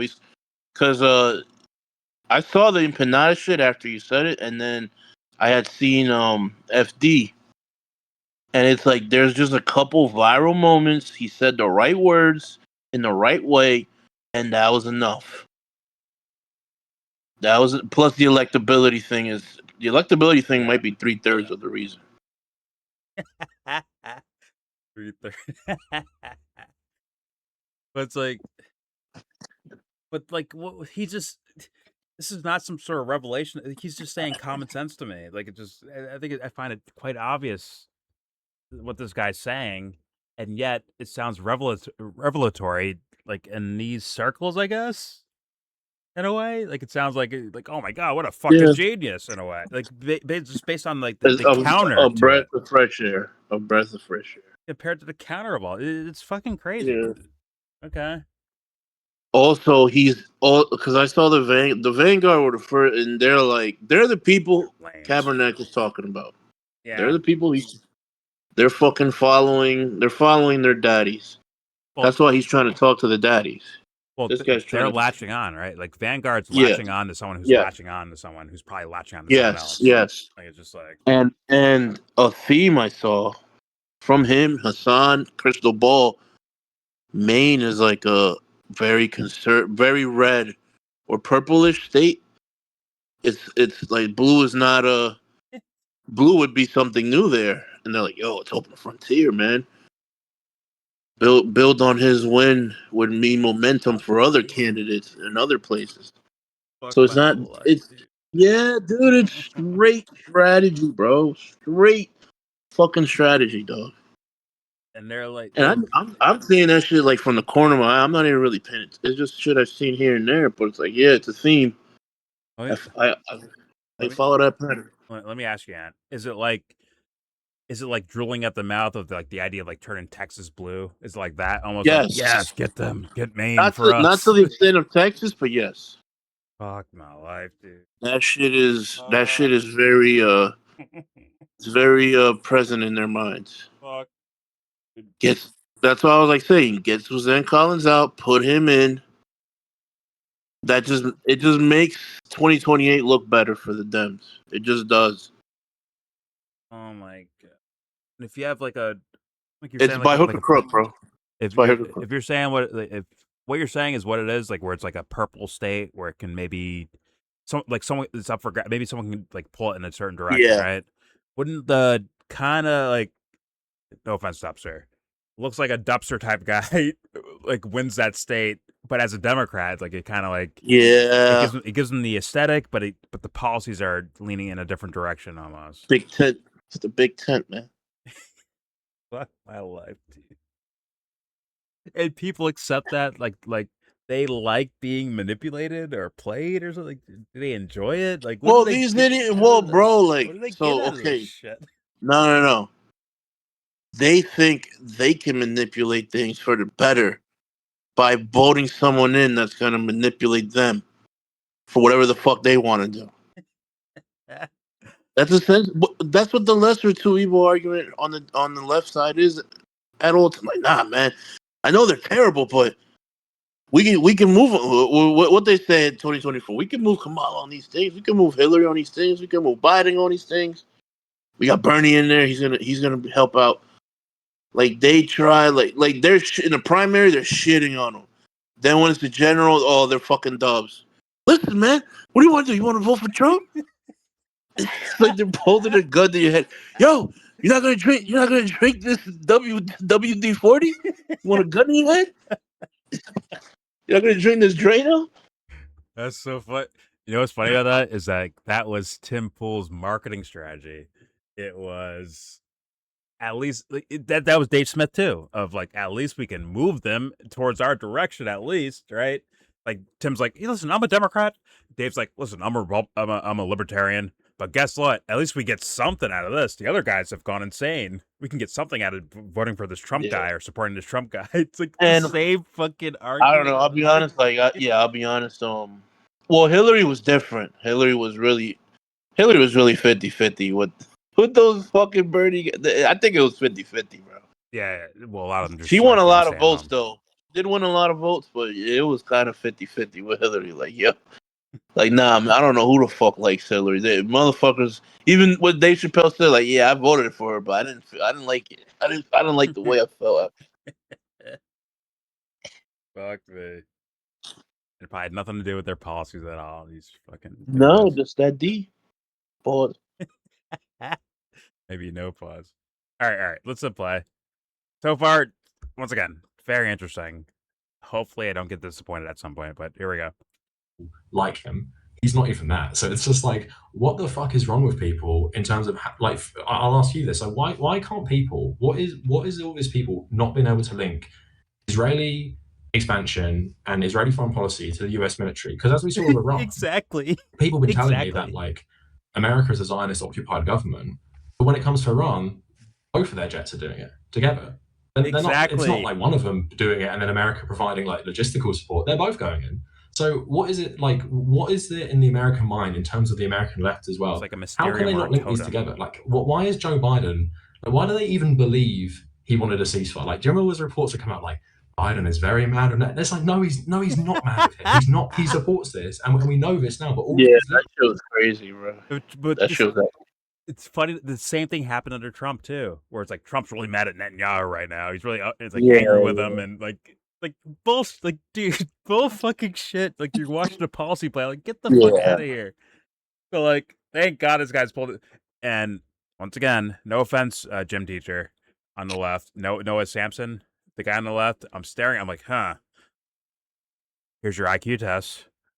What will you do with this? Will you be like, yeah, man, yeah, you're right. Anyways, repeat, just like end up like repeating back to him what he already said to him. It's not a guilty plea. That's not a guilty thing yet. Not yet. But it's still like you heard this, and now let's see what you do later on. I mean, at least he had him on. I'll give him that. Like, well, at least he had him on. Maybe you do that for the sake of credibility, right? And then later on, if you start to like capitulate towards certain areas, like, oh, what the fuck is that? What happened there? I'll keep watching. Yeah, exactly. But I mean, don't worry, they're all actors. Don't worry about that. No reason to think about it. All right, here we go.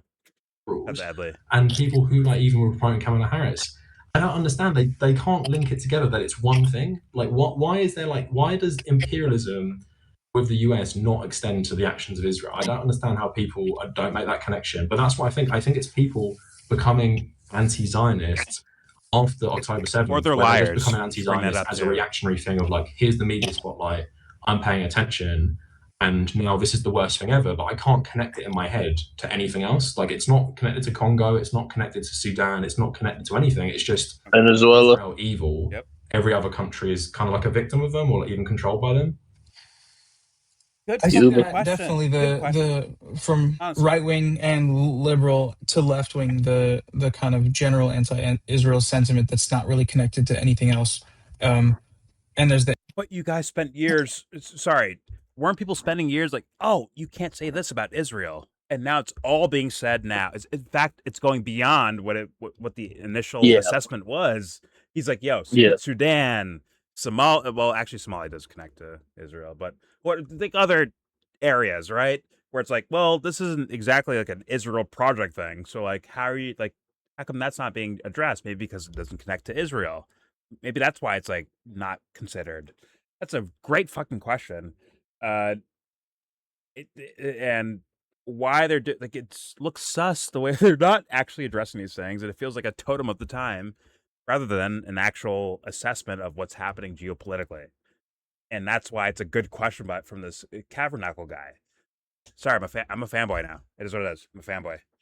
No matter what he says, I will agree with. Here we go. From right wing and liberal to left wing, the kind of general anti-Israel sentiment that's not really connected to anything else. And there's the America First anti-Israel sentiment, and there's just a lot of incoherent sort of assertions of that general framework. But when it comes to overlooking America's role as the last world empire, is he a ditz? I feel like for like American politics, especially electoral politics, it kind of comes back to the politician worship. AOC saying we're working tirelessly for a ceasefire. People being willing to buy into these ideas about. Forgive me. He may mean well, but he's a ditz at the bare minimum. He's a ditz. And is not on this topic, at least, yeah, he's not. You got asked a real question, like where you have to actually like apply, like you have like a certain like idea of something, and now you can just apply your idea to the question that's being asked. Instead, he's just like calling back like Twitter notes or Twitter factoids or social media factoids of like, well, AOC did say this, and like that's worthy of bringing up. But like the way you're going about it, based on the question I was asked you, it sounds like you're just calling back information that you've already heard before, versus like you have a logic about it in the first place. And that to me is kind of scary. Not saying he's a bad person or he doesn't mean well, but it screams Dave Smith calling back factoids in like this ditzy way of like, well, remember the Clean Break Act? Remember that shit? The Clean Break Act. And just like kind of like calling back information, like factoids, instead of like actually applying.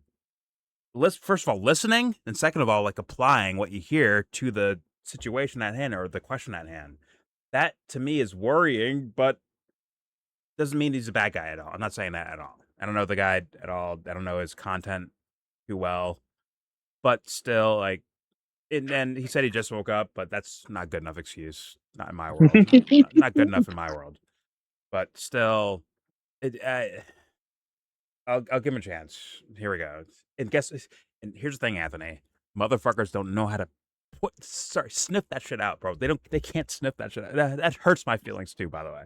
They can't like sniff that out. Like, hey man, is he just like saying like the factoid factoid fucking like totem mysterium based concepts and words just on repeat over and over again as like a catch-all answer for everything, when someone just addressed them as a little bit more detailed, like, hey, let's go there. For me, I'm like, that's beautiful, let's fucking go there. But instead we're stuck on the surface. But this guy's like, so the surface, then the surface had like, Mr. Clean like washing the countertops, like it's like that, instead of like go into that idea. That then was interesting. He might just be like a ditz, but like, man, it's God. It's like what's that shit called? What's the like F1 escape on the computer?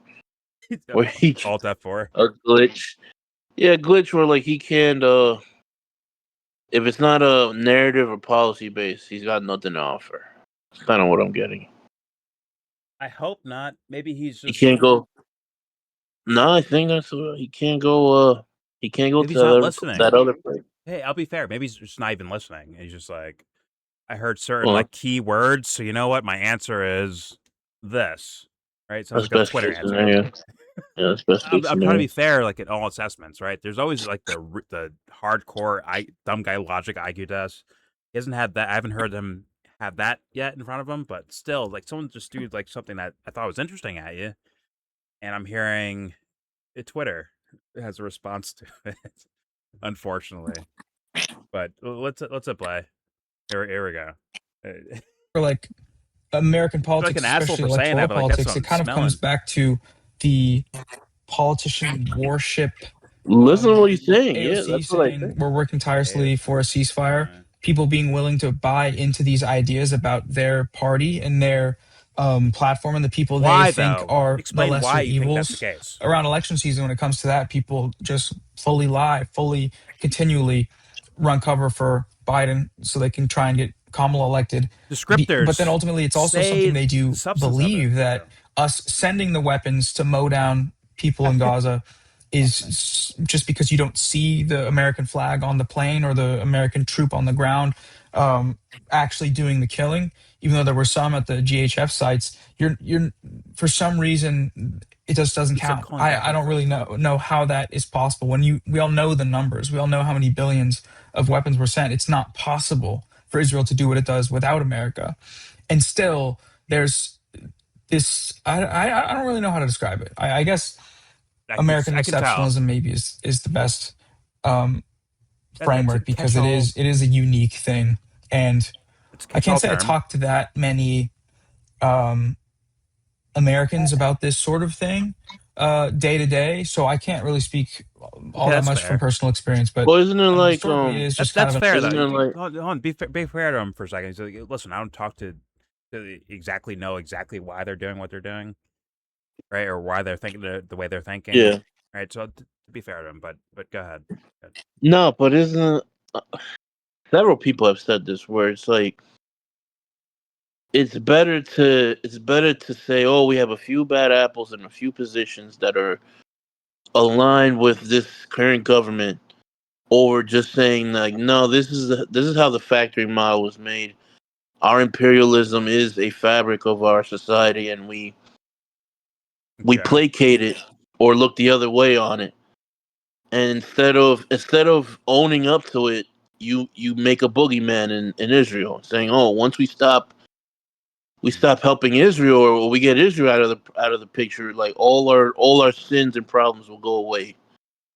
Once we do, like, there's a lot of people that think like that, and a lot of people have said that. Like, it's like a way of like shooing away the blame off our shoulders onto this little country.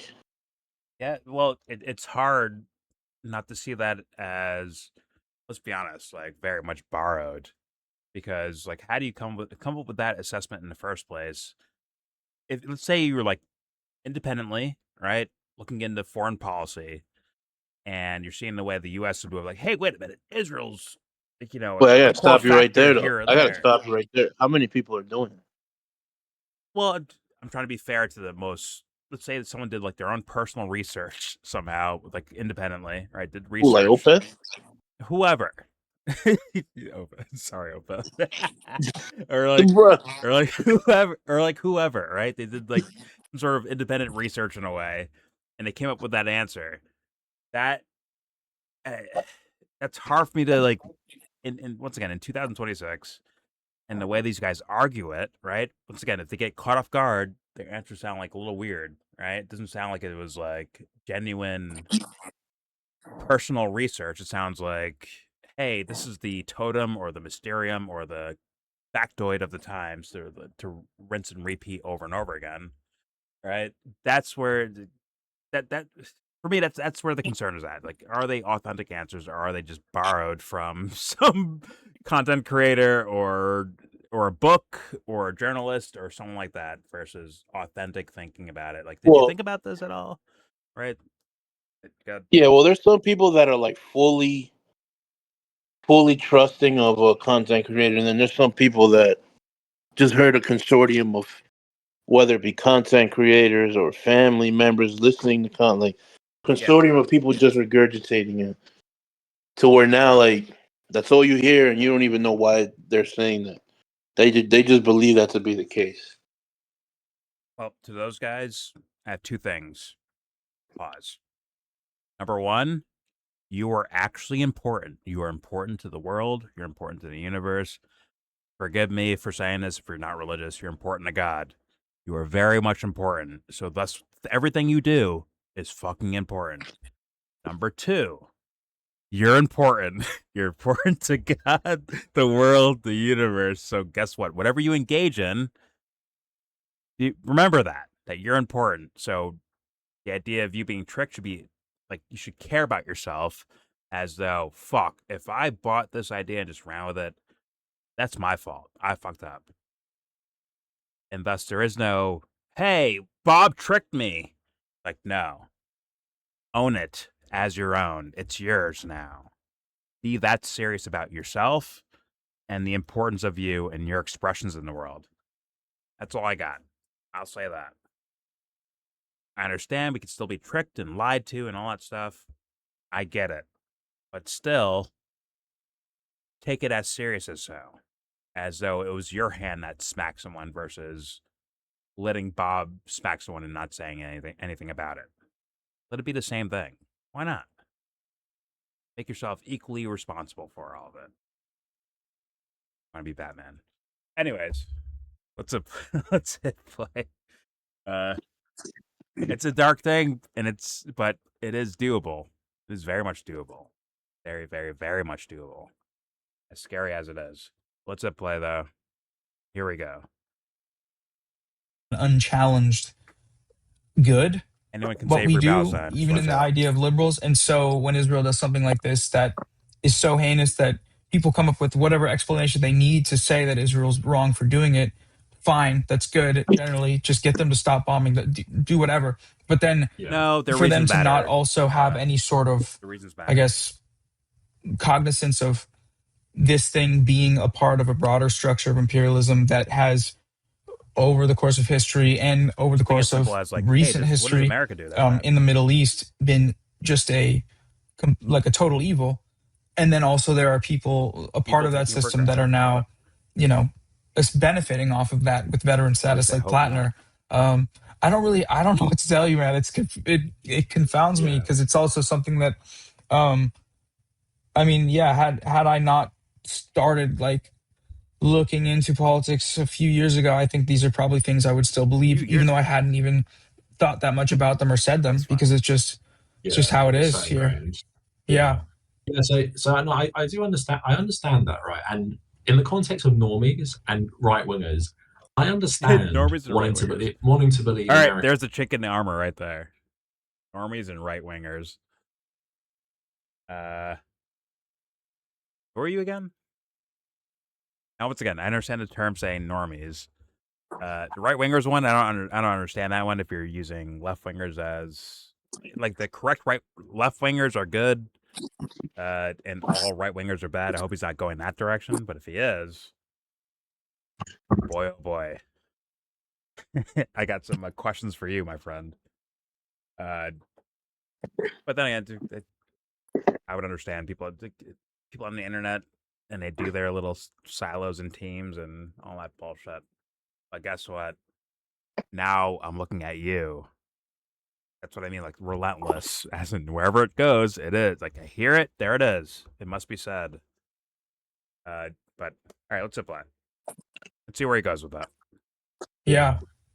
So no, I do understand. I understand that, right? And in the context of normies and right wingers, I understand wanting to believe America is better. I totally understand that because you grow up in a country, even in Britain, people think Britain is better than America. I mean, there is some arguments to be made in certain things, but I would say they're pretty joint at the hip in terms of America might send all the weapons, but we were using the RAF to give all the intelligence to the IDF in Gaza, right? So it's like, how much do you want to like quibble over who's worse in terms of like remote help? So it's like at the same time, but I get it. But at the same time, these are leftists. Like this is the majority report. Like Hassan, I've told this to him. Like I super disagree with like the Platner stuff. But the thing with Hassan, I actually think he's audience captured about Platner. Because I know he thinks he's strategically like getting people in to help take over. But I think at a certain point, like going against Platner, as I know myself, it's not the popular thing to do. And I feel like sometimes if you're making an argument to people like Hassan does, that like the Democrat Party can be saved, and then here's this candidate that everyone's promoting that like he says anti-Israel stuff, he says the war in Iran is bad, he says corporations are bad. How are you not gonna back him? Like, are you seriously not gonna back this guy, Hassan? Like, you've been telling us that like Bamdani's the answer, even AOC's the answer, and here's another guy, and apparently he's bad. But then I don't blame him initially for like the propaganda around him. I blame the Majority Report and like Zateo and stuff like that, and Ryan Grimm, someone saying in the chat. And here's another thing I want to ask you, right? Are these people, are they doing it on purpose, or are they just stupid? Because I just I've been waiting for that question. Oh shit, are they full of shit, or are they just like really dumb? Good fucking question. Great, the whole setup for it was but okay, I like that question. Yeah, this guy's thinking, bro. He's asking questions. He ain't going. I'm telling you, this guy ain't going far, man. He's asking too many questions. He's done already. He ended his career before he started, bro. He ended it already.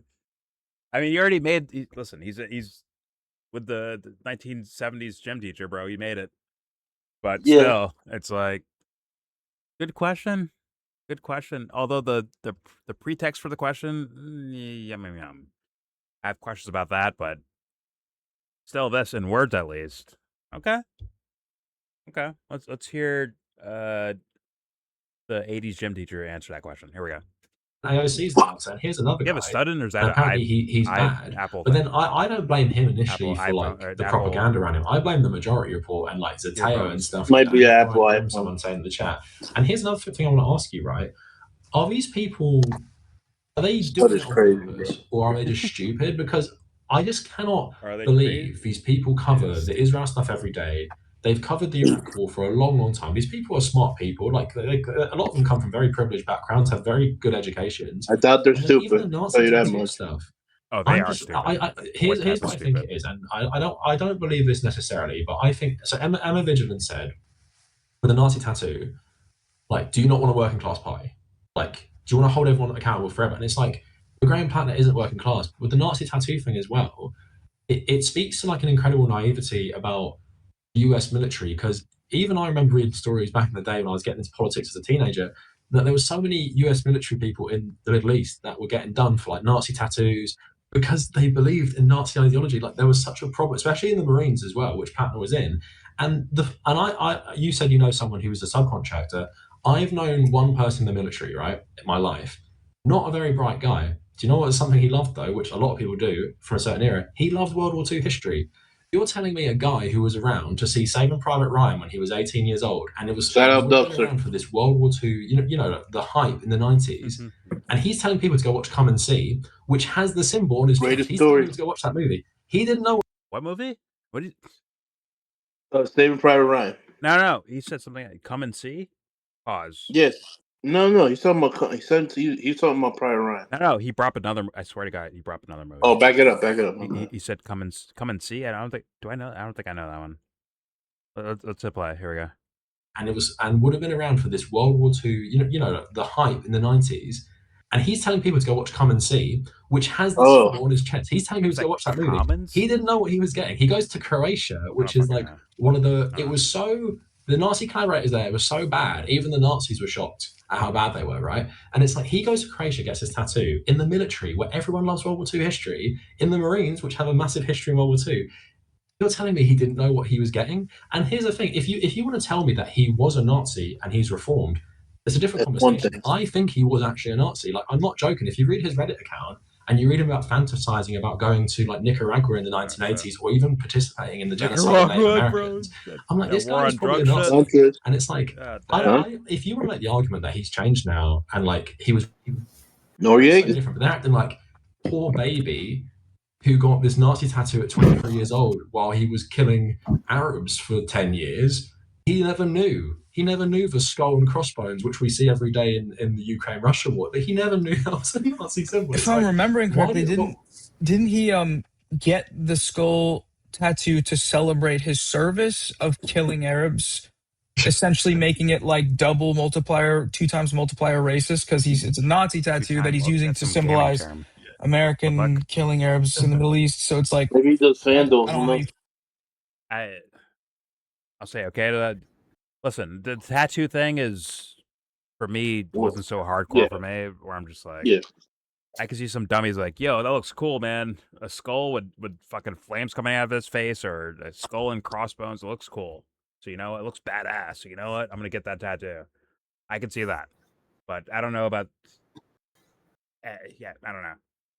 Well, the thing is like, I don't know, man. Like, I would have to ask this guy, what are you trying to get at? Because why would he still hold those, harbor any like? If you're saying he was a Nazi, why is he incognito about it now? Like, what's there like on the surface? Like, yeah, there's things to gain being in office and all that, but it's like, I don't know, man. Like, I don't even know what like being a Nazi. What's the game plan? Yeah, like what's the game plan you think this guy's I don't even know what that means. Let's say he took his own beliefs. Let's say Graham Platner had his own beliefs of being a Nazi, right? And he was like trying to do that shit.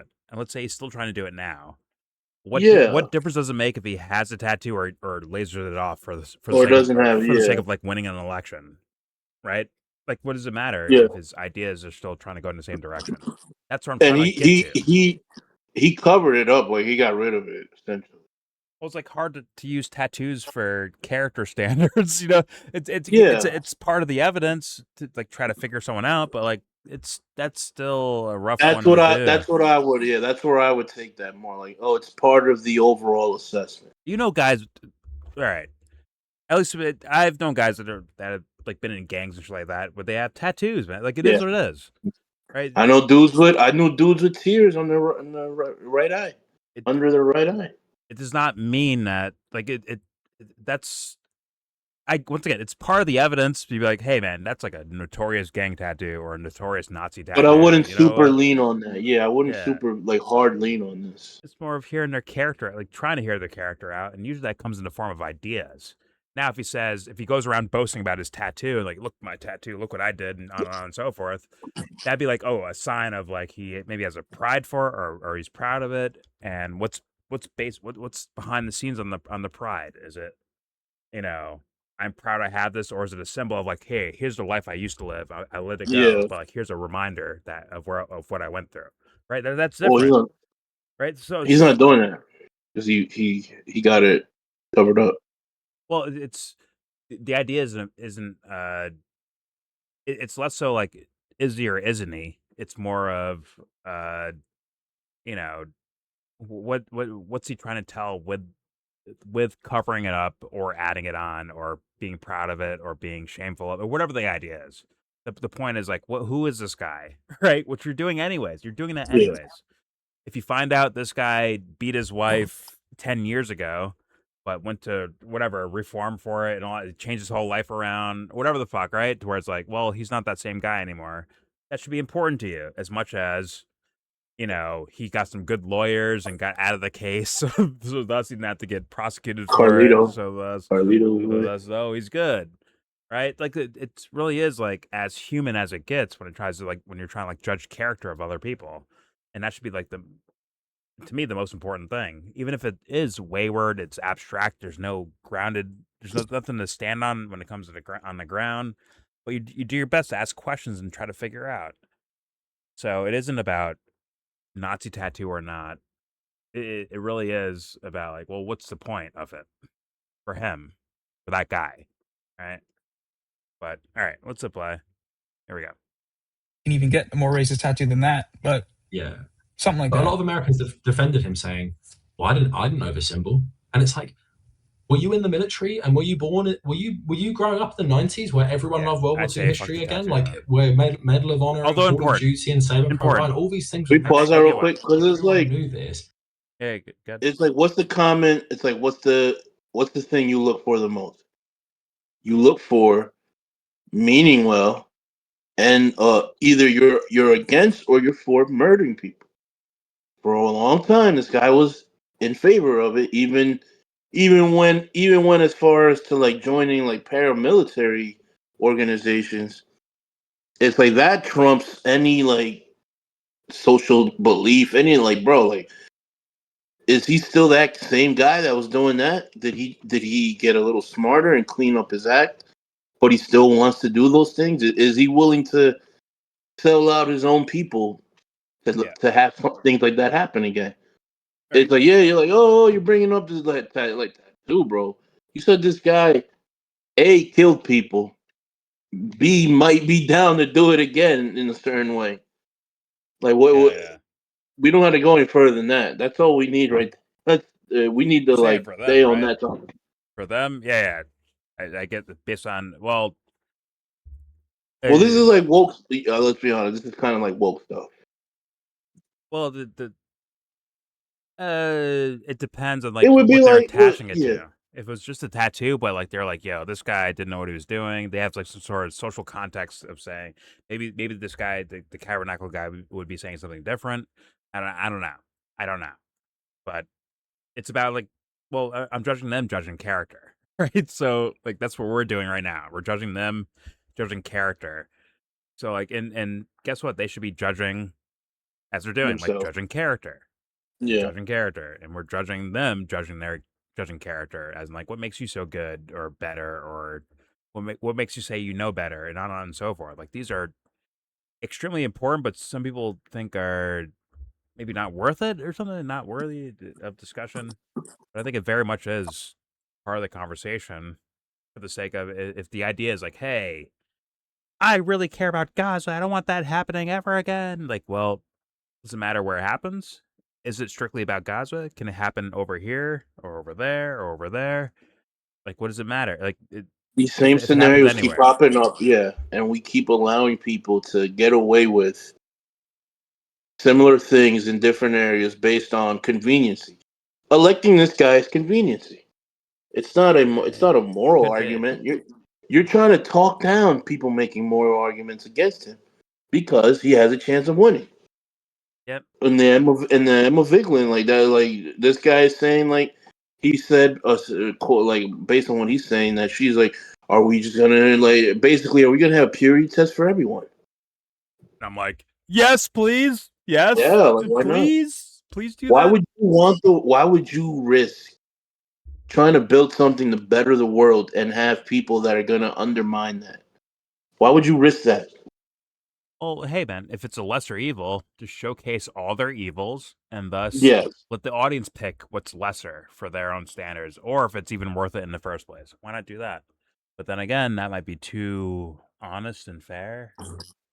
I don't know. But yeah. All right. Let's apply. Well, it's boring. If you give me two bad options, then I'm gonna be bored. So they got to make it look like this guy is the real deal.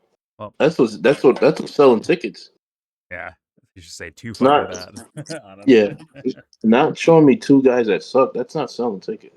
All right, let's apply. Here we go. Medal of Honor and Call of Duty and Saving Private Ryan, all these things were massive. Everyone knew this. He would have 100% known it. Like I said, I've known one person in the military. He wasn't smart, but he loved his World War II history, like so many people in the military. And as someone who does That's World War not II good history enough, as well, like, that is a common symbol. It's not an it's obscure one. worthy like, of let's say, argumentation, but you know, there's a lot of pagan ruins that were used in the Nazi who military, knows like the what SS. anyone knows There's about certain ones I wouldn't Nazi expect people to know. iconography, Like if you saw someone, at it's least like from my a, life you've probably seen it. perspective. It's like a tree without Be wrong, yeah. branches. It's like a maybe like a symbol. It's like a line with 3 things at the top. It's like a runic symbol that the Vikings used to use, but the SS loved. If he had that, and he was like, I didn't know. Okay, that's whatever. Massive skull and crossbones. That was Maybe on like the Nazi patches that the SS wore, and like on caps they were on the caps they wore in every fucking film. Schindler's List came out in the 90s as well. You telling me you didn't seen that fucking film? Because that is in the film as well. So it's just like this complete like. They're treating him like he's smart as well. He is privately educated, comes from a wealthy family. He is smart. So they're telling me this smart guy who joined the US military because he wanted to be Ernest Hemingway. He actually fucking said that. He knew the Iraq War was bad. He didn't know that. Why is he smart? So okay, I'm getting hung up the nice tattoo, but that is just the unbelievable, uncritical coverage of him. But the other thing as well is what I don't understand is when they get him on, he sometimes they ask him like a baby question, like, how do you respond to this? And he answered it. He said he wasn't in Blackwater, right? Technically true. He wasn't in Blackwater. He was in the new version of Blackwater. But once he said it on the Breaking Points podcast. He said I wasn't in it. Oh, was he in Z? That was the next spin-off brand name change for Blackwater. I think was pronounced Z, I think, but it's X, letter E. I'm pretty sure. So maybe he was in like a spinoff, but like, hey, it wasn't called Blackwater though, so I wasn't in that. Nope. Sorry, that's not a good enough excuse. That's a terrible reason and excuse. All right, here we go. Right, technically true. He wasn't in Blackwater. He was in the new version of Blackwater. But once he said it on the Breaking Points podcast. He said I wasn't in it. But he was in it, and they don't even follow up being like, well, as good journalists as they can be sometimes, like Ryan Grimm, it's like you know he was in it, so why don't you ask him about it instead of like and then he also says he was like a victim. He's like, oh, so Susan Collins sent me to Iraq. We know you joined because you wanted to. You knew it was bad. You protested the war. We've seen the footage. And that was so funny the other day. Did you see it? They were all sharing it. The majority report Ryan Grimm of him protesting the Iraq War, like in a video clip. Like they heard him during a speech. George Bush speech. Like six months before he volunteered to go there. Yo. And it's like, that is not in his credit. He knew it was bad and he still signed up. It wasn't a fucking draft. And it's like, can you explain to me, like, I don't know if you know the answer, what is it cynical of like, we can't make this guy look bad to the left, or is it like, I'm actually stupid and I don't know anything about the military or anything about military history or anything about the Iraq War. I can't actually answer questions that people actually might want to know. Yeah.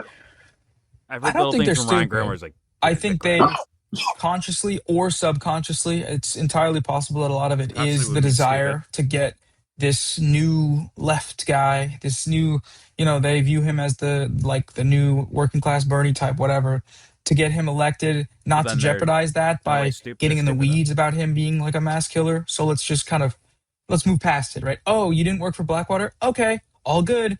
He worked for Constellus, which is the same thing, but I mean, he says he didn't, so whatever. Like, there has to have been some kind of deliberate effort there, but I also could see it just being a part of how people, are willing to buy into this tale of the they're dumb then. Poor little kid that joined up and had a really bad time and came back and then actually talked about how much he loved it and went back a bunch of times, but he was a victim and we need to actually support him because he's changed. He's really changed. Just look at his policy platform where he wants to make more of him and kill more. It's like, I don't they buy into this because I guess it's just a well-trodden trope of like the American supremacy inherent to being someone who served. Someone who served. Yeah, the mustache is not helping. I don't know. It's super troubling though. Yeah. So here's a question for you as well. Super Trump. I can't stand about the American left. I feel like the American left specifically are so what's the word? They hate getting criticism from other leftists. So when you probably watched one of my videos about other leftists. I'm not someone who's like super unhinged about it. I'm not going to go after you personally or make like jokes about anything to do with you. I'm just going to criticize what you said. But people take that so badly. Like when I'm just criticizing someone's position, it's just like you can write on like a piece of paper and I'm reacting to it. They act like I'm the worst person ever. And also with like Graham Platner and Kat Abu Ghazaleh and stuff, when people have I was gonna bring her up, bro. people I was like, speaking of Ryan Grimm, Cat Epic Azalea, like, would be a perfect name to bring up. I don't know who the fuck that is. Okay, I did a video where she apparently had someone who was putting out emails or, I guess, campaign statements of their foreign policy that, once again, won't affect elections because no one's going to hear about it, right? Oh, this is the Palestinian chick, right? Yes. Where she's Yeah. a dove on Palestine, but kind of a hawk on China and Russia. It was like, oh, wait a minute. Right? Not saying China's amazing and Russia's amazing. It's just more so like, you're a hypocrite. Yeah, I'd call that hypocritical. But it might survive in 2026, or whenever she ran, right? Anytime period she runs in, it might work in modernity, at least. And Ryan Grimm like grilled her on that, basically. And her answers were horrendous. But Graham Platner might be a little bit different. I'm gonna have to hear that a little bit more of that. Although I've heard Ryan Grimm, I've seen him tweet out things that in text form defending the Graham Platner guy. But he did grill Kat Abigzela, which is like in the same vein, I think personally. But whatever. Okay, here we go. It's just like I would think to mention that person. Here we go. And I'm reacting to it. They act like I'm the worst person ever. And also with like Graham Platner and Kat Abu Ghazaleh and stuff, when people have legitimate people are running to control your lives essentially. Like Graham Platner is running to be a senator, potentially could be a president one day, could serve in the government. Kat Abu Ghazaleh was running for Congress, and it's like these people aren't your friends because once they're in, like with AOC shows, once they're in, you have no power over them. Like the normie voter is not you. So as the left, I feel like gatekeeping gets a bad word, but you should gatekeep and ask the hard questions. Your job as the left isn't to just promote every single candidate who says like, "Oh, Israel bad, but like strengthen the US military. Israel bad, but I want to make Trump go to war with China if China invades Taiwan." Oh, that's what Kat said? Yes. Why do people think criticizing that or like having a barrier if of you can read through the political lines in the words she said, yes, she's basically saying that. In my opinion. Okay, so the problem is because the problem is like even from a brain dead political standpoint, how could I trust you if you're willing to skip party lines if it's a war you like? And that's weird. Like, and and that's the topic you would unite with this guy on. It's not like something that would help people. It's something that it's to kill people. Well, I'm trying to find a justifiable. Once again, these guys are running for U.S. Senate or House, right? And I'm trying to like find a justifiable action done by the U.S. that doesn't lead back to like, well, did you play a role in 1970 something, 1950 something, 1920? Like where it's like there's a callback to like, hey, what if the government itself was part of the original reason why this thing is happening in the first place, right? Yeah. If that's ignored and just go right to like, look what China's doing right now, like if you just skip past everything that's happened before, that is a non-starter for me. I'm like, okay, you have no wisdom. You didn't even ask questions. You're done. GG's, you're done. What makes you so good? It's not about me being good. It's like how bad, like, not how bad you are, but like how much have you thought about this? If I outflank you, what's the point of asking how good or bad I am? If I outflank you on your own thought process that you didn't even go through yet, how am I lapping you twice, and you're just getting to this question? That's already bad enough. Where it's like, okay, you're too incompetent to be here. At the very least, it could be worse. But people don't think no offense, but people don't think in that direction. They'd say, well, everyone's like that. Like, no, not everyone's like that. Sorry. Not everyone's like that. not about knowing everything about the fucking world. It's about like, can you ask questions while you're there? Let's say you don't know about what's happening. Can you ask a question? Oh, what do you think? Everyone just knows to ask questions? Like, I don't think so. That's why we're here where we're at right now. But like, why can't you ask a question? We need to start somewhere, man. Yeah, someone should ask. Right? Someone should fucking ask the question. That's the thing. It's such an out of bounds thing to do, essentially, for the psyche wise. So something that It sounds like the most difficult task on planet Earth is to ask a question when you don't know something. Apparently, is the most difficult thing to ever do ever. Apparently, but all right. Also willing to take in any kind of like feedback too, any kind of information. Not turn your back to any information. That's part of the question. Okay. Right? The question, if you genuinely ask a question, that means you're genuinely looking for an answer. So thus, whatever you hear, maybe consider it until you have like your own personal wherewithal to dismiss it, right? So it's like, okay, I heard this out. Not saying it's correct or true. It's just saying like, well, okay, I heard you, but you know what? I heard other information where it's like this is now dismissed for your own, like for anyone personally. I think that's a better route than. I mean, there's like really dumb forms of this, like team playing. That's a really bad form where it's like, no matter what my team said, it's correct, right? No matter what, and you dismiss everything else that's around it. And there's other versions of that, but that's probably the most basic one, right? Of, well, I'm a Democrat. And you know what? You said some Republican shit, so you know what? You're dismissed. Versus like hearing them out and then being like, okay, that's wrong or off to whoever's perspective. But all right, I'm lagging. Have to let me come back real fast. I feel bad for Teddy because no, he's gonna help me with my computer, and I keep getting caught in the video. I thought he was waiting for the nightcap TV show. Oh yeah. Oh, that's gonna happen. Don't worry. But all right, let's apply. Here we go. Want to make Trump go to war with China if China invades Taiwan? Like, it's kind of like, why do people think criticizing that or like having a barrier of like, okay, maybe supporting US imperialism on the left is actually bad and you shouldn't do it? They're like, oh my god, purity tester. This is what is gaslight. Like, I feel like being gaslit with that stuff is like, people call me a purity tester. That has lost all meaning. If you think the Dems they're the kings of that. Who is like I also think Americans, I think are just very ignorant, and I feel like they don't think someone can flip flop all over the political spectrum. Maybe they should read more about like Mussolini and stuff. But it's like or Fetterman. Now, I'm Jordan, but I live in America. I think you would call me an American, and whatever you just said doesn't apply to me. So it depends on like what you mean by Americans. In fact, I think everyone in this Discord room right now doesn't apply to them.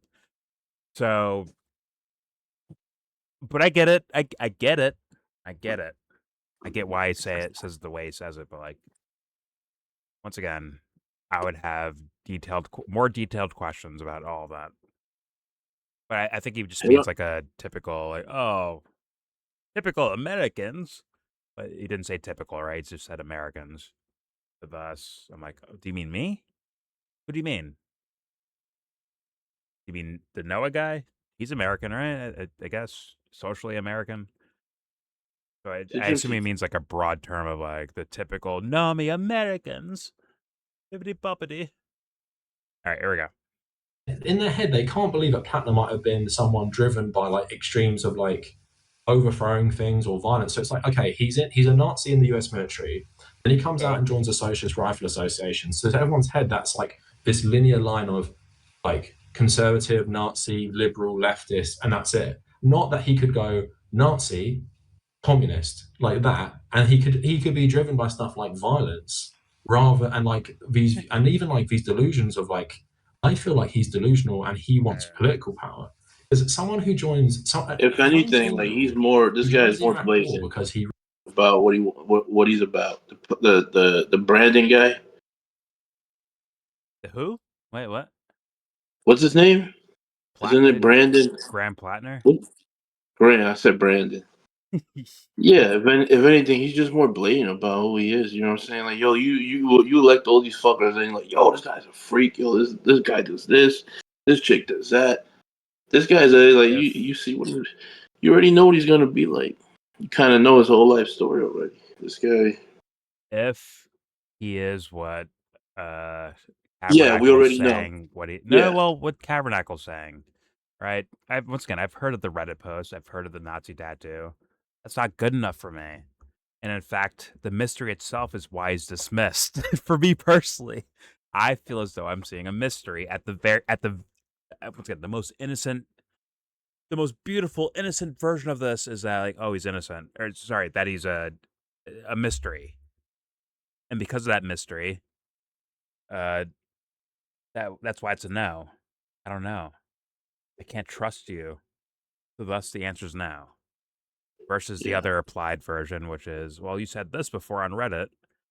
And once again, at best, it's a mystery. Maybe he has gotten over it, but he hasn't said it to anyone. He hasn't answered questions about it. He hasn't really dug into it.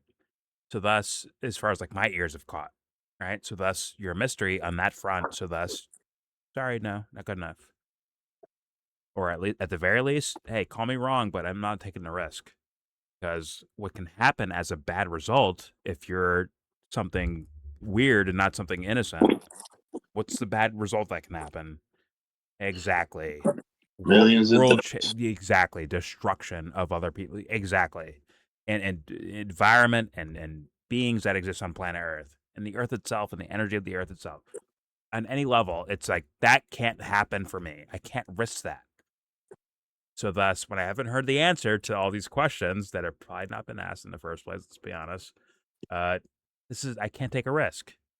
The same was with Trump. The same was with Bernie. The same was with Tulsi Gabbard. And I could sit here and blame them for not saying these things, but I can also look at people that are asking the questions. Like, wait a minute, you don't know enough to ask this question. So thus now, oh fuck, we got bigger problems. Got the jaws. We need a bigger boat. We need more for what's happening here. There's more needed. But we ain't getting. Maybe one day, but maybe those questions happen, but it's too late, right? It could be a play on its own, but it's like everything has a play. Everything has a play. Well, this is why thinking is so important. Consider everything, right? The brilliance of the mind that completely gets ignored. But all right, here we go. But it's funny, man. Isn't that funny? Like, yo, deception. It could be very blatant, or it could be very slick in the way it's proceeded. Like, that shit is crazy. Oh yeah. Oh yeah.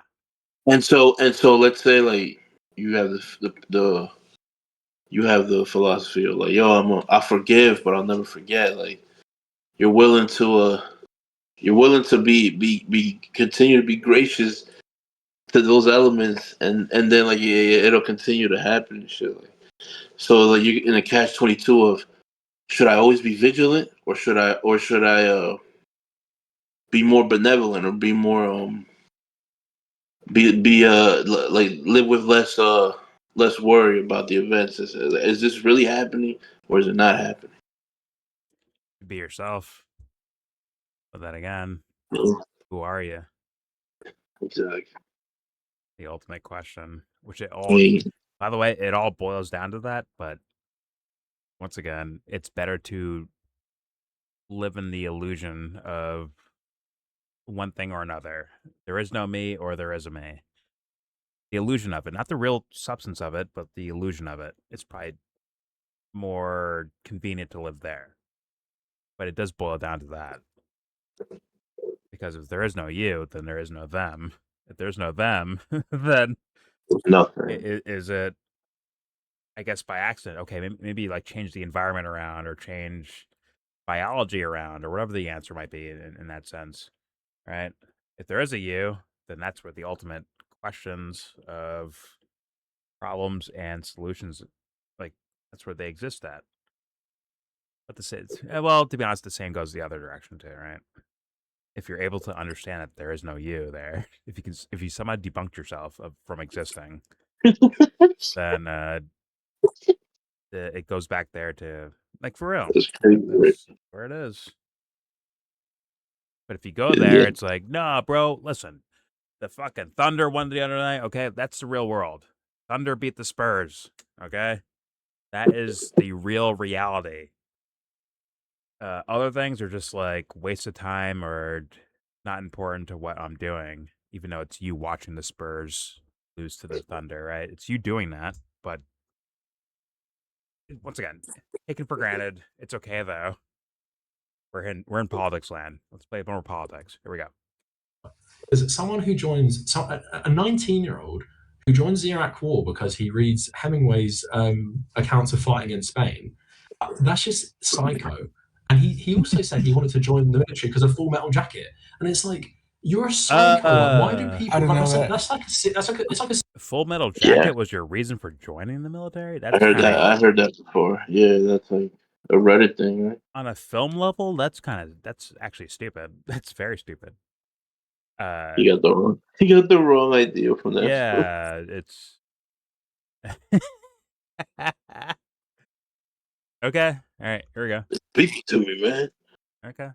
Serial killer. It's like looking back at. I've yet to hear this guy talk. Have you heard this guy talk? This serial killer joined the U.S. military because he read about Platner, someone fighting in Spain, and he saw Full Metal Jacket. I was like, I want a bit of that. Full Metal Jacket, where they're like killing like Vietnamese civilians and shit like that. It's like, I mean, like at all. Okay, we should have seen this coming. We should have seen this serial killer. I know this guy is. It was evident from the age of 18, but it's just like I don't understand why it's purity testing to question someone's character when their whole life until they were 35, 36 was dedicated to this one thing. Right? 36 is not a baby. Even if he stopped at like 3 tours of Iraq, I understand it. Say not a baby either. Maybe not Afghanistan, but I still understand it. If he stops, like at a certain age, which is like 25 or whatever, right? I understand the charitability a bit more. When you have a break and then go back, like as a fully like brain-formed adult, someone who is 5 years older than me. Not good enough, and and it's like you want to just hand wave that away as he's working class and needed a job. It's like he wasn't working class. He owned the oyster, and it's just this image, isn't it? It's like Kavernacle. You have to think about that one when it comes to like that's psychology, right? Like, well, you're full-brained. Like, that's not good enough. Once again, when it comes to bigger questions of existence, I get what he's saying on a social level, but that's not good enough on a bigger PP level, in my opinion, at least. So yes, someone could actually be that stupid. That is actually plausible to me.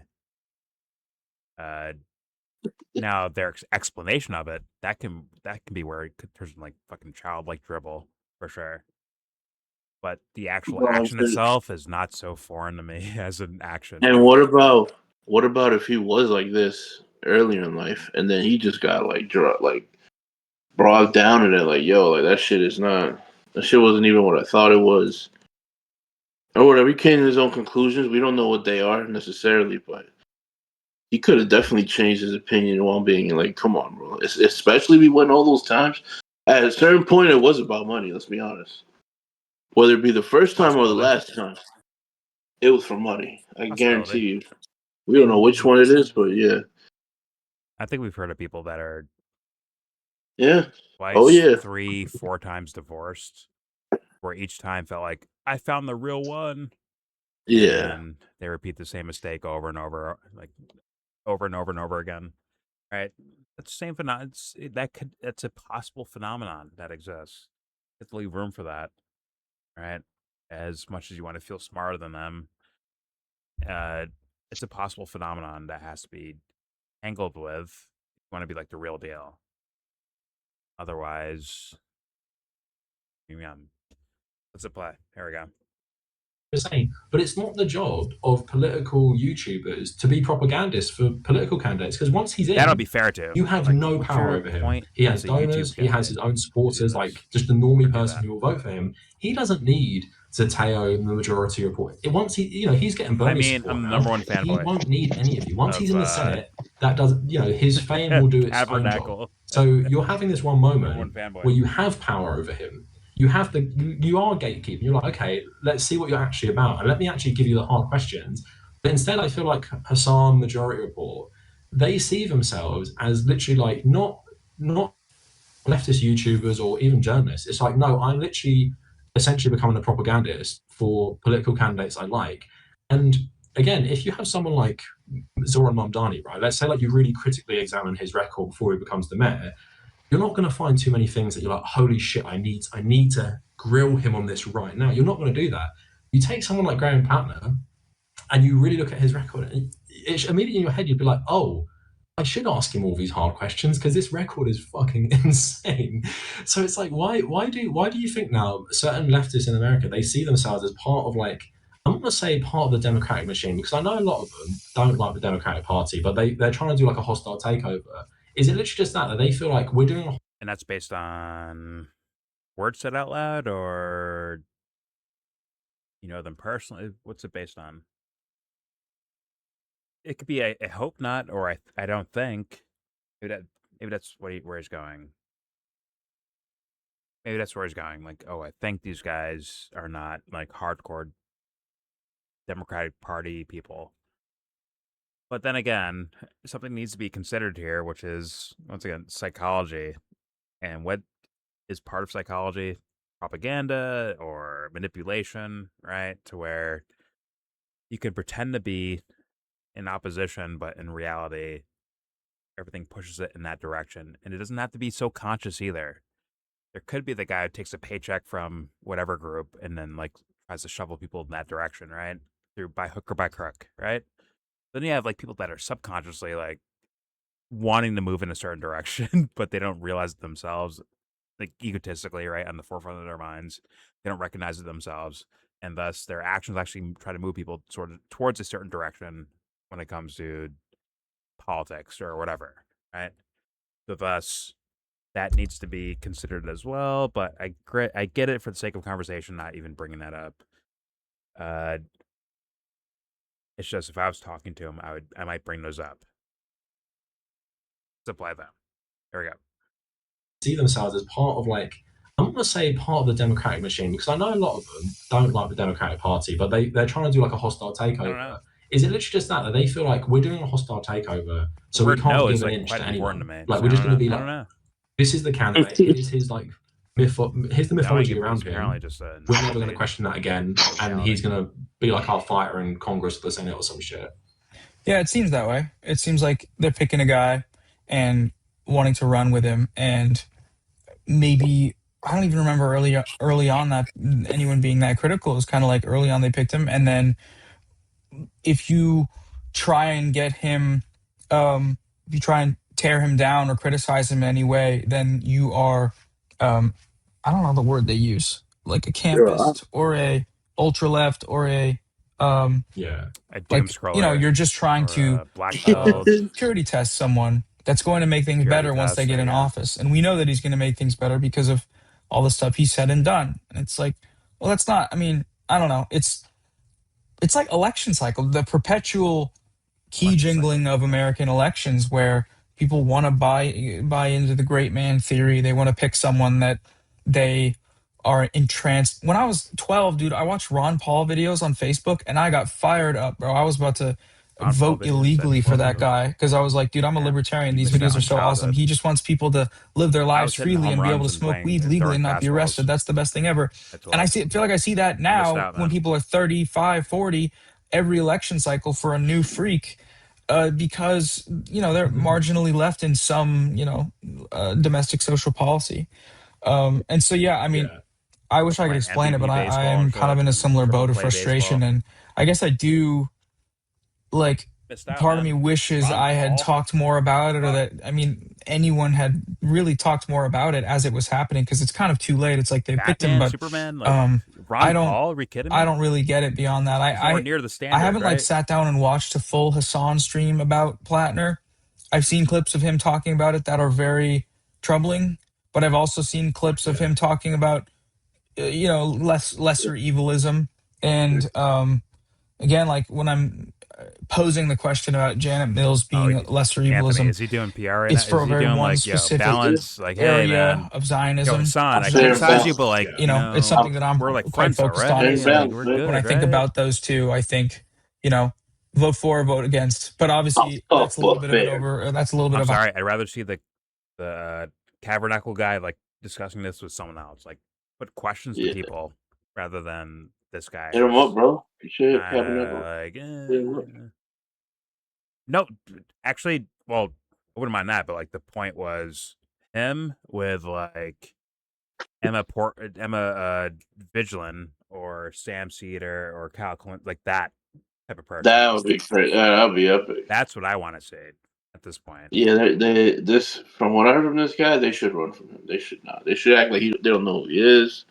Who is that? I don't know. Tell him to talk to my people. Yo, we lost the number in translation.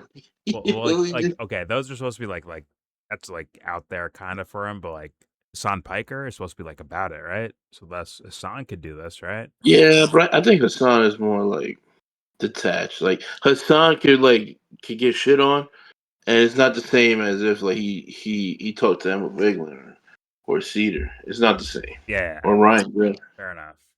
But I bet this guy can bring up examples of like, yo, Hassan, you said this. Like I have like a clip here. Yo, Johnny, roll clip 1.2. Yeah, thank you. He might be nicer. He might be nice to him. Fair enough. But then now we get like a more insight on this guy then, right? Yeah. Exactly. There, you can't escape it. It's not escapable. There it is. There's life happening. There's nature's test for you. But all right, here we go. Hypothetical, because more. there's a lot of other baggage involved. Are they naive and or dumb? Okay. The fact that no one, you're so right, at such a pivotal moment, at the moment that you have access to this guy, that you can either push him left way too long or expose him to more people, expose his history, and at least get people thinking about it, like use the opportunity to talk about imperialism. But instead you just completely skip over it, and now it's too late. Like he's gonna win. I don't know. It is very I don't know. People speculate that a lot of these influencers are paid by the Democratic Party or involved in Democratic consulting firms. Why don't they? I don't know how much of that is true. That's probably my skip. It could be, but yeah, I don't know. After this many times, another issue I think is that in response to criticism of Platner, they'll say you don't have a alternative. There's no third party. There's nowhere you can go to. So please figure that out and then get back to us. Late night driving to watch Game of Thrones. And when that may be true to some extent when it comes to, okay, we're covering this Senate race, so there's only really two options here. So let's just tell me what. Based on the polling, I didn't hear you though. though. To some extent, but that seems to be the default reaction every time. Even if it's at a point where some effort could be started. I finally found a reason to live. And he's like, I finally found a reason to live. I'm fine with that. I'm fine with this. I think people are like, oh, just play something, keep me the fuck away. I was like, but that's why I find it. People are so naive. It's just like, this is politics. It's not. They'll fucking crash the truck watching down on a list and comparing two things. No, this is what I believe. This is what this person. I've been good at it. I've been decent at it. I know when to just let shit go. I mean, you got to be good at it, bro. Bring down your expectations. Just like by now, yeah, you'd be dead. He's gonna have to. I mean, and it's something I've seen 5 times, so I don't have to literally visually watch it. I'm there for too long, probably. But I was people like, oh, I'd be worried if you weren't good. like, and then people get disappointed when it's like, oh, like the New York police commissioner is still in charge, even though she's like cracked down on these protests. I've had moments gonna though. crash on purpose, Do what they want. It's like people just hype themselves up. It's a very American. I have had moments where I was paying attention to my screen too much. He used to be like a Lib Dem, and he became the Green Leader. He's saying good things at the moment, and I like him as a vehicle for saying stuff I like in national politics. If stuff comes out about him that's really bad, I'll drop him in 2 seconds. I don't give a shit because I don't view him as like, oh, my savior and my god. But it seems like Americans specifically, and it's illegal all day long around journalists. Like I was saying this the other day, it's so mad to me that Anderson Cooper is like a celebrity.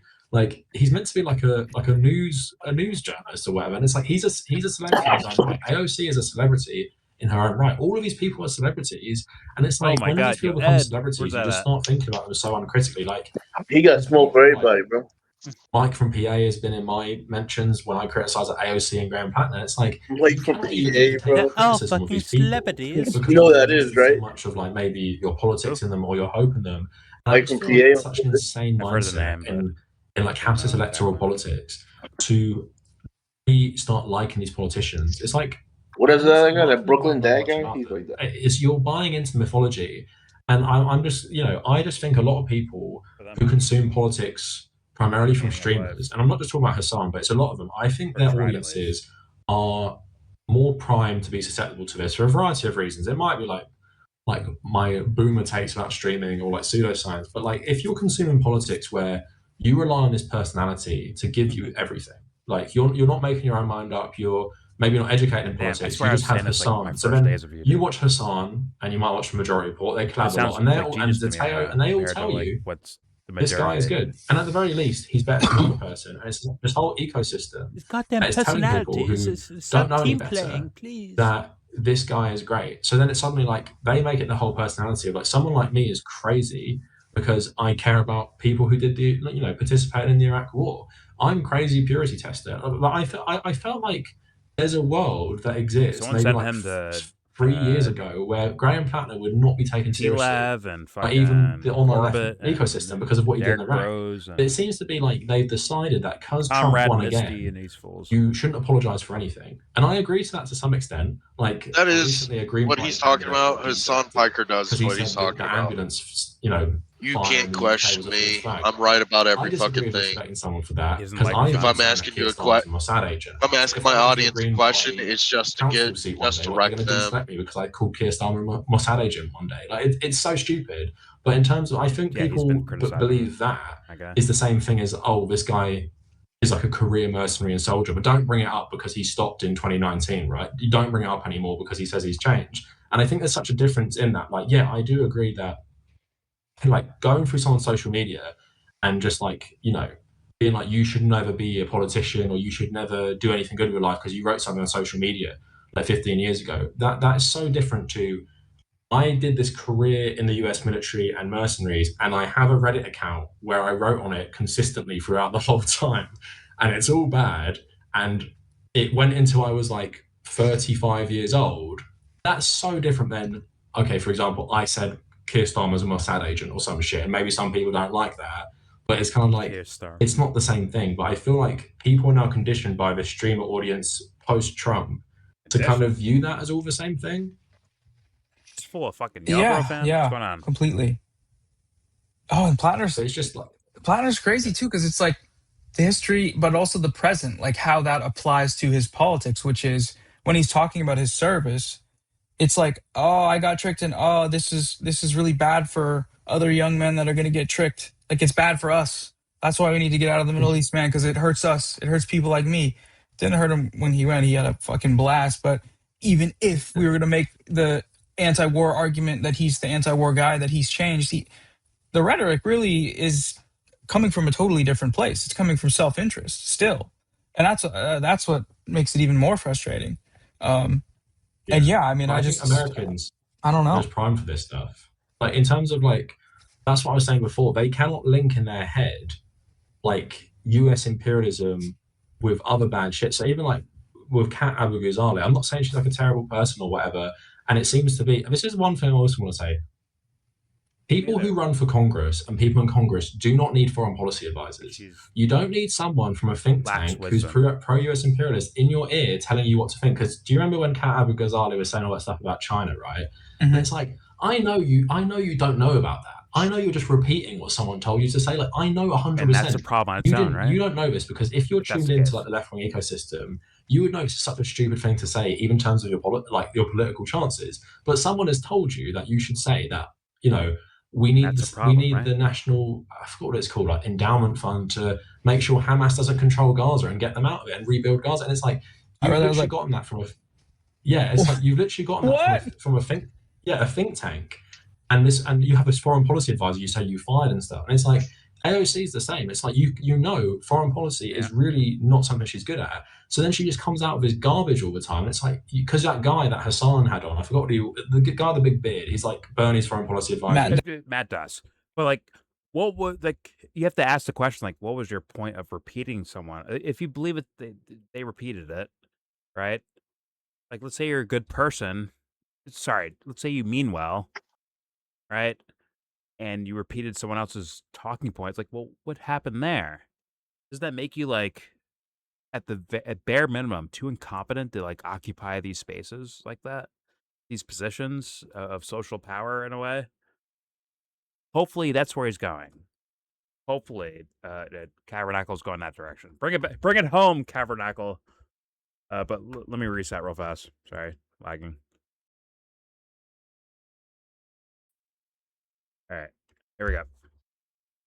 Foreign policy is really not something she's good at. So then she just comes out with this garbage all the time. It's like, because that guy that Hassan had on, I forgot the guy with the big beard, he's like Bernie's foreign policy advisor as well. Yeah, and it's like, you're just listening to him all the time. And he's speaking through you, because I think even American politicians aren't great in foreign policy. But I would rather someone who's not good in foreign policy and just goes with instinct. Because if you said to Kat Abu-Ghazali, like, before she ran, like, do you think the US should go to war with China over Taiwan? She'd probably be like 100% no. But suddenly she's running for Congress and she has someone in her ear being like, oh, actually, I don't know that. Congress people from like Illinois' 9th district. That's also a problem. If she said no, how do you judge that and just be like, okay, well, I can trust her on China now? It's the same thing as saying words out loud during a campaign, right? Kavernacle hopefully has a bigger story to this, because this is not going to go well for me, at least so far. Maybe I'm wrong. Let's find out. Here we go. Abu-Ghazali, like, before she ran, like, do you think the US should go to war with China over Taiwan? She'd probably be like 100% no. But suddenly she's running for Congress and she has someone in her ear being like, oh, actually, Congress people from like Illinois' 9th district that means should her be trying to make Trump go to war with China over Taiwan. It's like, it's so insane. But it's kind of like, I'm glad there was a backlash to that, but it's like, people can't piece together. She can't be pro-Palestinian and in her politics, if this is her platform, and also be pro-war with China. That's what I'm trying to say. But there is no world that's consistent politics, because if you are pro-US military and pro, like, going to war with like the second biggest power in the world to create like absolute chaos in a region where the US isn't like located, it's like, you are not, and also saying that shit about like Hamas, it's like, you're not pro-Palestinian in your public platform. Like, she is a Palestinian, I'm sure she is pro-Palestinian, but in this platform that she presented everyone, she's not. But again, people got so mad at me because I posted a thing saying like I posted Graham Platner and it was like Hitler, and I posted her and it was like Douglas MacArthur. He was like in charge of the US forces in the Korean War, and he wanted to nuke China. So I was saying like, these basically are two options for progressives on the left. But it's like, that's what I don't understand about American leftists, and it's so frustrating. And maybe, like, I feel like the British left are better on this, but I think there's a more like anti-war disposition on the British left generally. But I feel like Americans are kind of neutral on war, even on the left. It's like, well, there could be a reason we could justify war. Like, Taiwan is like a free democracy. Like, I'm not actually going to listen to like the Taiwanese opposition leader who leads the biggest party saying that she doesn't want war and she wants to coexist with China. I think the US should go in there and we should start war with China over it. Like, it's just like, I just don't understand how this is why it's frustrating, because I know Hassan is more left wing than he lets on. But I've even said this to him. I disagree with the strategy of just rerouting all of this energy into the Democratic Party. And this is if we have a final thing to talk about, this is something I want to ask you, right? So what do you think of this strategy of trying to take over the Democratic Party? And also, this guy leaves a lot of room for someone just being like authentic. he leaves like a lot of room for it, doesn't he? A lot. How do you know they're for real? Oh, bibbity bobbity, I know that Hassan actually is more leftist than he says. First of all, what the fuck does that mean? Second off, when it's about like character and morality, what does that even mean? But also, how do you know that? His flinches on stream? What is it? His glasses? His bedroom? What gives you that? Bibbidi bobbidi. Like, yeah, what are we doing then? They're actually like playing like fucking circle jerk at that point. Like, where's the actual substance to it? But whatever. Political brain rot is political brain rot. That makes sense. There we go. Okay, Pi, and this is if you have a final thing to talk about, this is something I want to ask you, right? So, what do you think of the strategy of trying to take over the Democratic Party? And also, another thing I wanted to ask. So, in the UK, the Green Party like targeted this seat that was like very contested by Labour and Reform, and they won. That's the third. Sorry, that's the third timestamp, right? Oh, it's fuck it. 47 seconds. Here we go. Like a shockwave in British politics. It's just one political seat, but it's like they threw everything into it and won. Explain to me why there isn't a movement in America where you could get a famous politician to run in a new third party, just focus on one congressional seat. That seems like it's doable, and you could get them to win. Let's say, call it like, I don't know, the Progressive Party or whatever, right? And you get like Hassan, you get all these people to come in and campaign for it. And let's say the Kat Abu Ghazaleh seat, for example, right? Imagine if you're running a third party candidate that everyone knows in local politics, everyone likes, you get all this energy in there, and you get a win, the first win for this new party. Why is that not more preferable than trying a hostile takeover of a pro-genocide, pro-Zionist party, which is likely, in the nightmare scenario, going to nominate Kamala Harris to run again?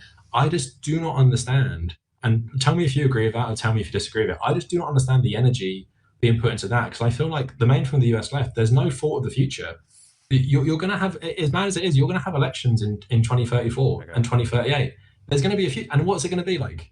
Pete Buttigieg, 2038? Like, is that the future you want? And can you just explain to me, like, why, like, would you support what I'm saying? And why is this an energy to just like go back into the Democratic Party forever and never break with them? I think everybody just. Okay. Actually, on a political level, I get that question. I've asked that before and just been full-blown dismissed from after the majority report Discord servers. I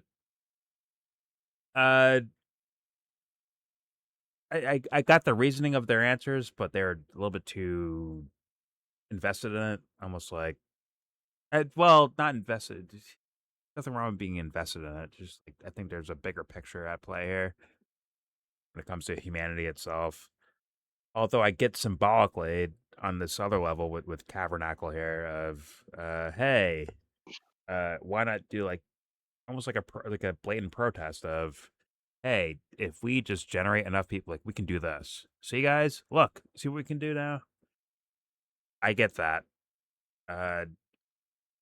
It's just those can be easily, abruptly circumvented, easily, I think, because although I respect the logic this guy put forward during the majority of what I've seen here of this video, where he's like, well, if this person does this, how can we, like, they have to be, like, dismissed now, right, guys?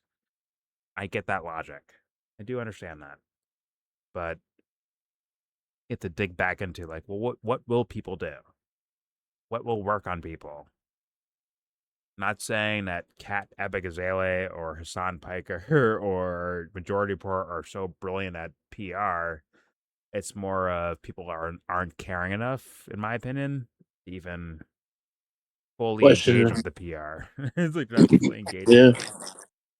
Not even like buying in. Although there are some, right, that buy into it, but it's not so much that as much as it's like, what? All right, fine. Whatever. I got like, listen, I got to pick my kids up at like 5:00. So like, what's your message again? Like, okay, fine. It seems more like that, personally.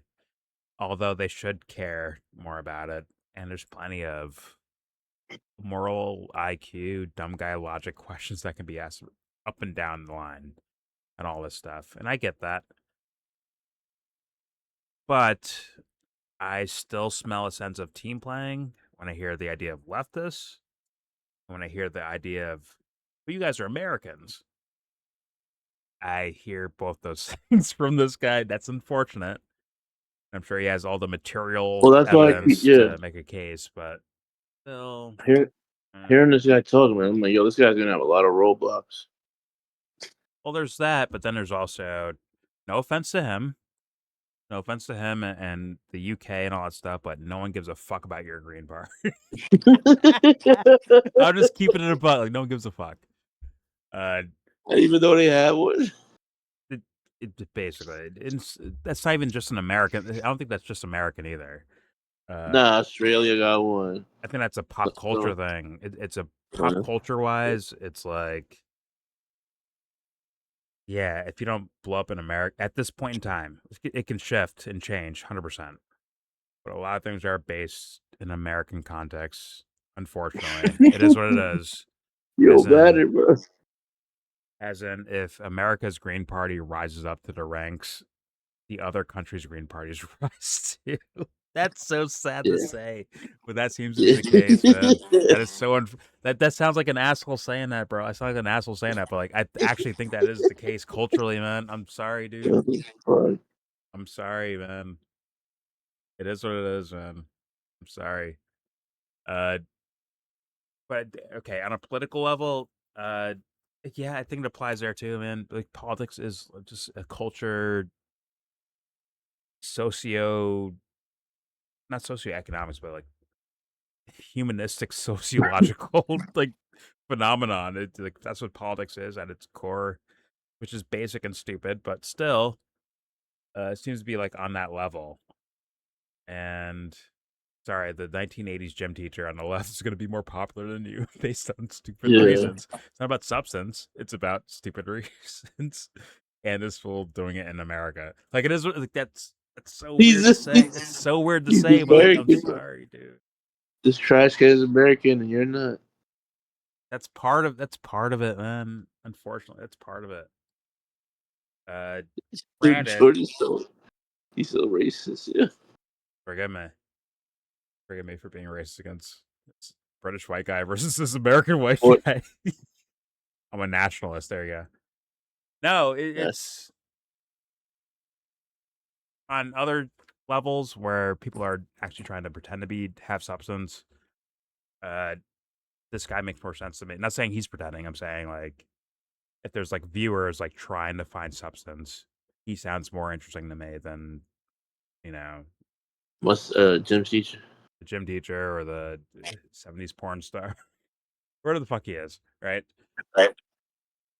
It sounds like there's more thinking behind it. Just fair enough. But I think there's more levels to thinking that he's not engaging in, unfortunately. So thus you're stuck in political brain rot land. Yeah. There's more to it. You brought up character. Like, what does that mean? What does character mean to you?